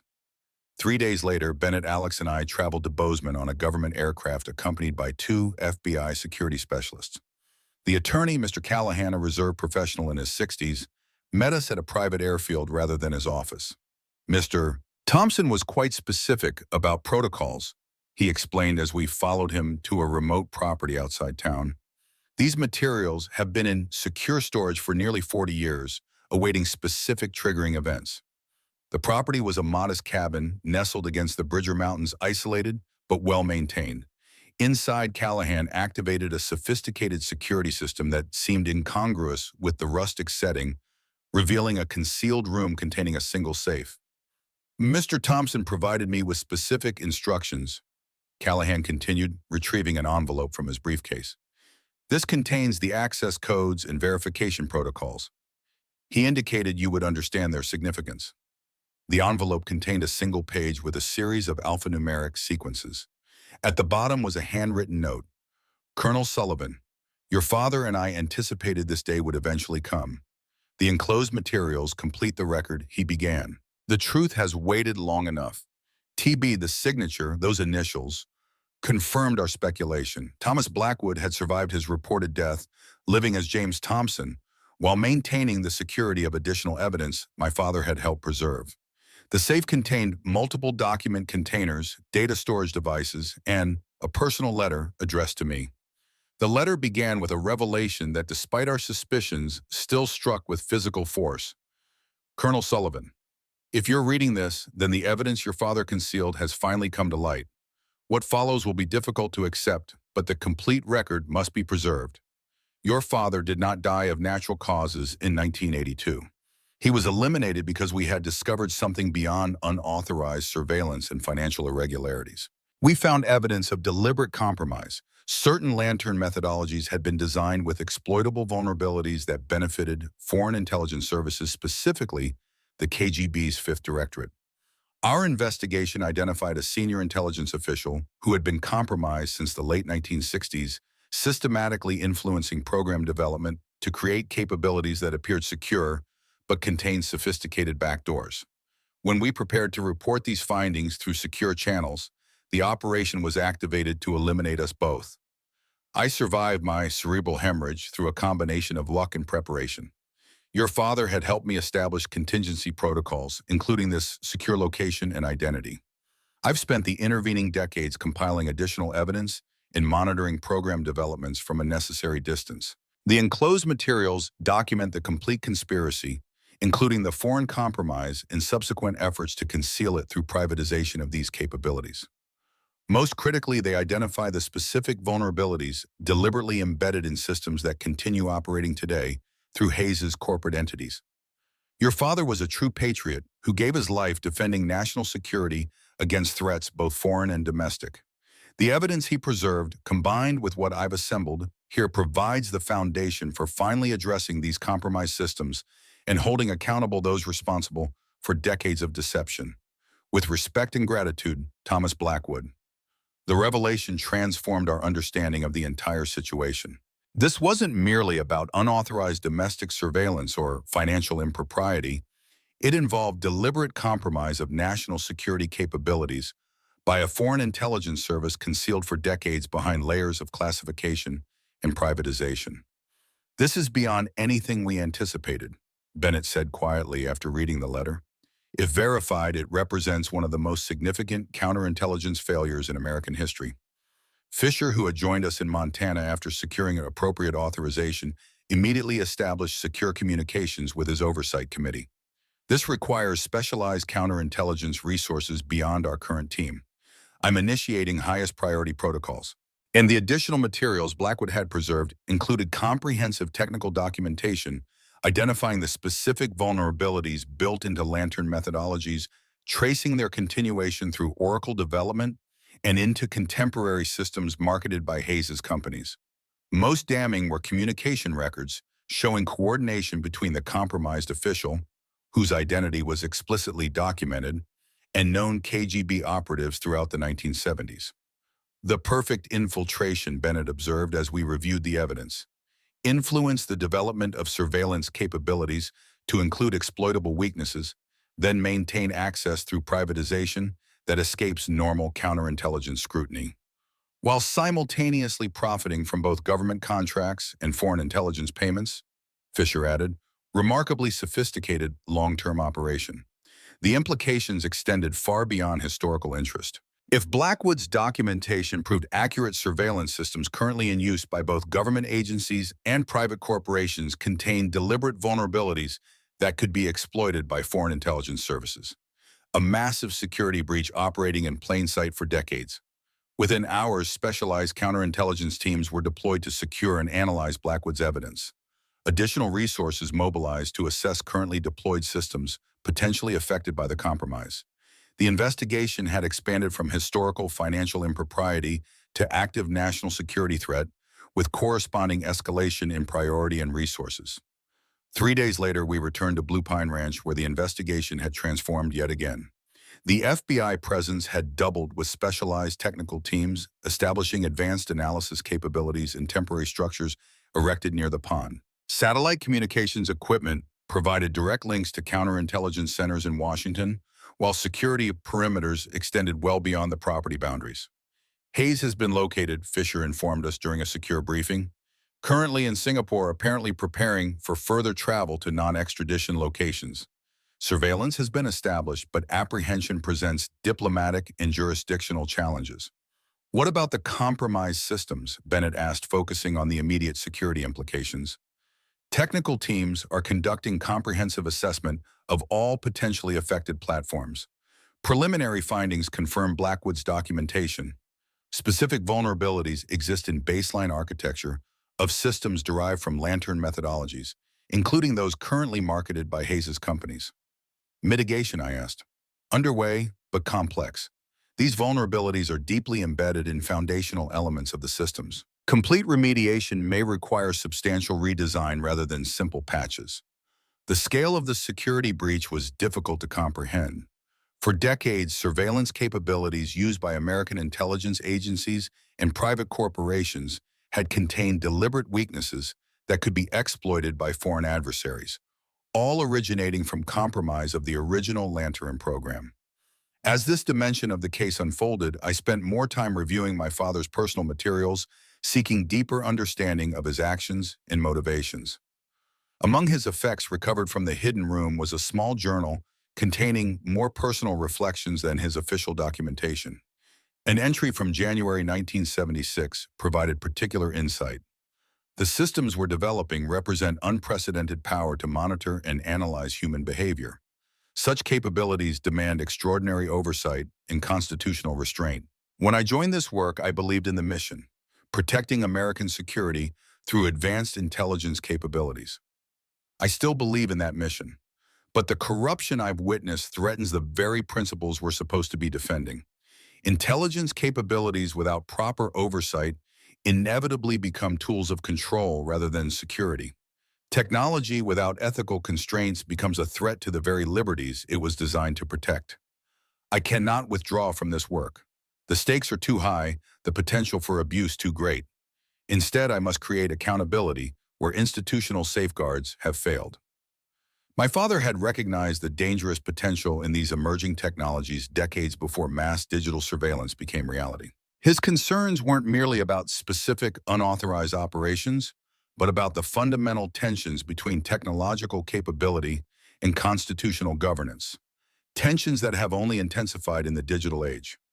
2 weeks after our return from Montana, the investigation reached a critical inflection point. Technical teams completed their assessment of compromised systems, confirming Blackwood's documentation while identifying additional vulnerabilities that had evolved through subsequent development. Counterintelligence analysts established comprehensive mapping of the foreign compromise operation, including its continuation through post-Soviet intelligence reorganization. Most significantly, financial investigators completed tracing the complex network of accounts in shell companies through which Heartwood assets had been diverted and later used to capitalize Hayes's corporate entities. The evidence chain was now complete. From initial compromise of Lantern development through financial diversion, deliberate embedding of exploitable vulnerabilities, privatization of compromised capabilities, and ongoing operation outside normal oversight mechanisms. Fisher convened a high-level briefing at the ranch to discuss next steps. Representatives from FBI counterintelligence technical specialists, legal counsel, and oversight committees participated via secure communications, while Bennett represented DoD equities. "We've reached the point where operational decisions must be made," Fisher began. "The evidence is comprehensive and compelling. The question now is how to proceed with accountability while minimizing collateral damage to legitimate security capabilities." The discussion that followed revealed the complex tensions inherent in addressing such deeply embedded institutional failures. Public exposure would reveal significant counterintelligence vulnerabilities while potentially compromising legitimate surveillance capabilities necessary for national security.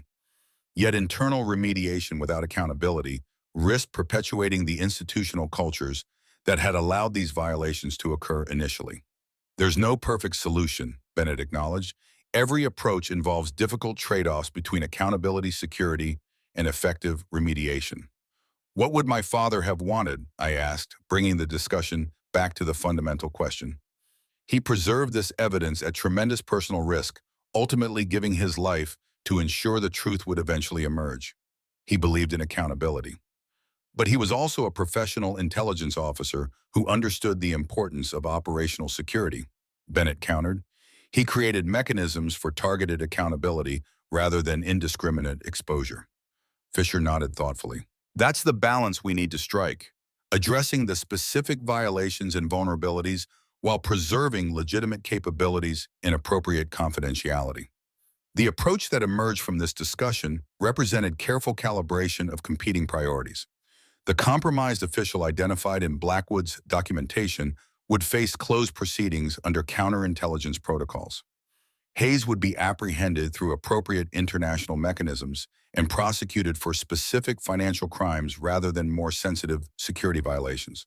Technical remediation would proceed under carefully compartmentalized programs to address vulnerabilities without exposing their specific nature. Most importantly for our family, the gold recovered from Blue Pine Ranch would be formally recognized as evidence in these proceedings, with clear acknowledgement of my father's role in preserving critical national security information. Once the legal process is concluded, the bulk of the assets would be returned to our family as rightful heirs to William Sullivan's estate. "Your father's service will be formally acknowledged," Fisher assured me. "While certain operational details must remain classified, his actions in defense of constitutional governance and national security will be appropriately recognized." "What about Blackwood?" I asked. "He's lived in exile for 40 years, preserving evidence at tremendous personal cost." "We've established secure communications," Fisher replied. "He'll be offered appropriate immunity and protection in exchange for continued technical assistance with remediation efforts. His expertise regarding the specific vulnerabilities is irreplaceable." As these plans were implemented over subsequent weeks, Blue Pine Ranch gradually returned to something resembling normalcy.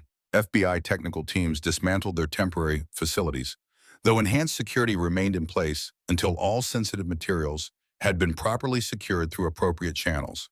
The pond refilled partially with early autumn rains, covering the concrete platform that had concealed such explosive secrets for decades. 1 month after our Montana revelation, Fisher arrived with formal notification that initial legal proceedings had been completed. Hayes had been located and apprehended in Malaysia through cooperation with local authorities.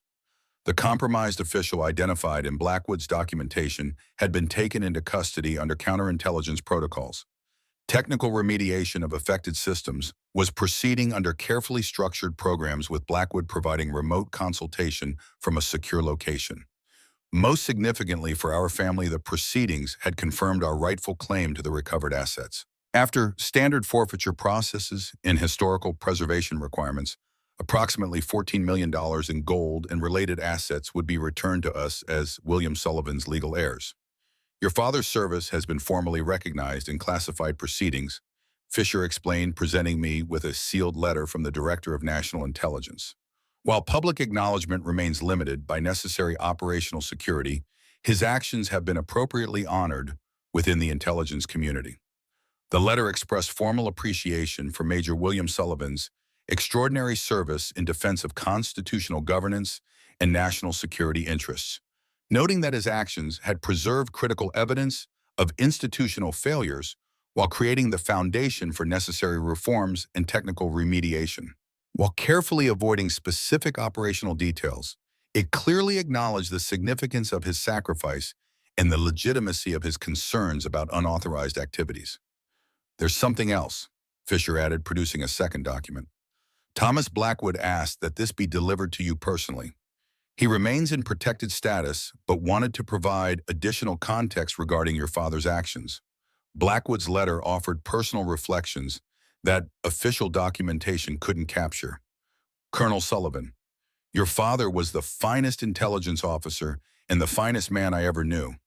When we discovered the extent of corruption within Lantern operations, many colleagues chose to look away, prioritizing career advancement over constitutional obligations.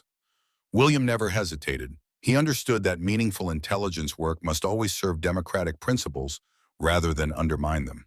The evidence he preserved at tremendous personal risk has finally achieved what we hoped: accountability for specific violations, while creating the foundation for necessary reforms. The gold was never the point. It was merely the tangible evidence of deeper corruption. The real treasure was the documentation that allowed these institutional failures to finally be addressed. William often spoke of Blue Pine Ranch and his hopes that you would eventually return there. He believed deeply in the importance of maintaining connection to the land and to family legacy across generations. I believe he would be profoundly satisfied that his final service to country has ultimately helped secure that legacy for your family's future. Your father's favorite quote, which he often referenced during our most difficult moments, came from Justice Louis Brandeis: "Sunlight is the best disinfectant." After decades in shadow, the truth has finally emerged into the light. The institutional healing that can now begin. With deepest respect, Thomas Blackwood. The letter provided closure that official acknowledgments couldn't offer. Personal validation of my father's character and principles from someone who had shared his most challenging professional moments. After decades of uncertainty about his sudden death and the circumstances surrounding it, I finally understood the full measure of his courage and conviction. As autumn deepened across the Sierra foothills, Blue Pine Ranch began its own healing process. The pond gradually refilled with seasonal rains covering the concrete platform that had concealed such explosive secrets. The apple orchards, sustained through the drought by careful irrigation from the emergency reservoir, produced a modest but welcome harvest. The FBI presence withdrew completely, though improved security systems remained as prudent precaution against any residual threats. Most significantly, Alex committed to remaining at the ranch permanently, applying his engineering expertise to modernizing our agricultural operations while preserving the land's essential character. The financial security provided by the recovered assets would allow for significant infrastructure improvements, including drought-resistant irrigation systems and expanded orchards using water-efficient techniques. Dad would have appreciated the symmetry, Alex observed as we walked the property one crisp October evening. Assets originally taken from behind the Iron Curtain during the Cold War, ultimately helping an American family farm survive climate challenges 40 years later. He was always playing the long game, I agreed, even when none of us understood what he was really doing. The significance of my father's actions had expanded far beyond what I'd initially understood when we discovered the gold. He hadn't merely preserved evidence of specific unauthorized operations or financial improprieties. He had created accountability mechanisms that ultimately helped address fundamental vulnerabilities in national security systems while ensuring his family's legacy would continue. Fisher made one final official visit in early November, bringing formal notification that all legal proceedings had been completed regarding the recovered assets. The gold would be released to our family within 30 days with appropriate financial structures established to manage the substantial inheritance. There's something else you should know, he added after completing the official notifications. The technical remediation efforts have been remarkably successful. The vulnerabilities Blackwood identified have been addressed in all critical systems with comprehensive security enhancements implemented across affected platforms. That's welcome news, I acknowledged. More importantly, your father's documentation has created the foundation for significant institutional reforms. New oversight mechanisms have been established specifically addressing the privatization of classified technologies and methodologies. The accountability gap he identified is finally being closed. 40 years later, Alex noted. But closed nonetheless, Fisher replied. That's the remarkable aspect of your father's approach. He created evidence preservation mechanisms designed to remain viable for however long necessary, decades if required, until proper accountability could be established. Bennett, who had accompanied Fisher for this final official visit, added his own perspective. Speaking as someone who spent my career in intelligence operations, what your father accomplished was extraordinary.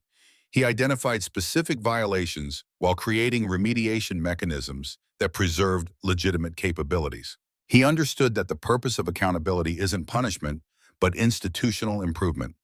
As Fisher and Bennett departed, completing the official processes that had dominated our lives since the drought revealed the gold, I felt a profound sense of closure. My father's final mission had been completed, his carefully preserved evidence finally achieving the accountability he had sought. The cost had been tremendous. His career, his reputation, ultimately his life. But the impact of his sacrifice extended far beyond our family, helping address fundamental vulnerabilities in national security systems, while establishing improved oversight mechanisms for the future. That evening, standing at the edge of the partially refilled pond, I reflected on the journey that had brought us to this moment. What had begun as desperate attempt to save our ranch from drought had evolved into something far more significant: the completion of my father's final mission and the securing of our family's legacy for generations to come. The water surface reflected the setting sun, giving no indication of the secrets it had concealed for decades. Soon the pond would be completely refilled, covering the concrete platform beneath a seemingly ordinary farm pond. Future visitors would never know the extraordinary story hidden beneath those waters. The courage of one man who refused to look away from institutional failure, who preserved evidence at tremendous personal risk, who ultimately gave his life to ensure that truth and accountability would eventually prevail. Blue Pine Ranch would continue as it had through previous challenges: war, depression, drought, and now the revelation of long-buried secrets. The legacy my father had preserved extended beyond the financial security provided by the recovered assets. He had demonstrated that individual courage and commitment to principle could ultimately overcome even the most entrenched institutional corruption. That integrity wasn't merely a personal virtue, but a practical necessity for functioning democratic governance. That sunlight truly was the best disinfectant, even when decades might pass before its rays could penetrate layers of secrecy and deception. As the first significant rainstorm of the season approached from the western horizon, I made my way back to the house where Alex was reviewing plans for next season's orchard expansion. The financial security provided by the recovered assets would allow us to implement drought-resistant agricultural techniques that would sustain the ranch through future climate challenges while honoring the land's historical character.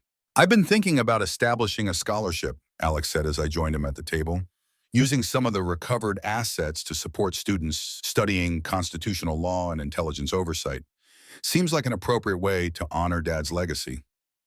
He would have appreciated that, I agreed, creating mechanisms for future accountability rather than just addressing past failures. The rain began falling as we continued discussing possibilities for the future. Improvements to the ranch community, investments, educational initiatives that would extend my father's legacy beyond our family. The drought that had threatened our livelihood had revealed not just buried gold, but enduring principles about courage, accountability, and the long arc of justice. Those principles would guide our stewardship of both the land and the unexpected inheritance that had emerged from its depths. As raindrops struck the windows with increasing intensity, I thought about the natural cycle that had ultimately revealed my father's hidden evidence. Drought had exposed what decades of normal conditions had concealed, just as he had anticipated when creating his dead man's switch. Nature's rhythms had aligned with human determination to finally bring truth to light.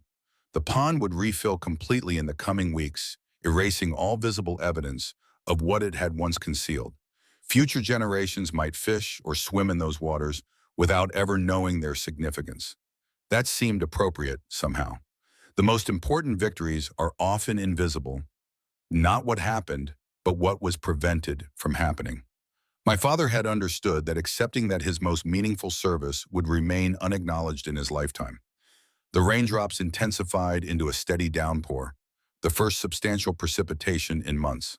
The drought that had threatened everything we valued had ultimately revealed something far more precious than water. It had exposed not just golden secrets, but a legacy of principled service and moral courage that would guide our family for generations to come. Blue Pine Ranch would endure as it had through previous challenges. The land remembers what we sometimes forget, that cycles of hardship and renewal are the natural order that drought eventually yields to rain. Standing at the window watching sheets of water nourish the parched earth, I realized my father had understood this too. He had planted seeds of accountability that took decades to flower, trusting that truth like water eventually finds its level.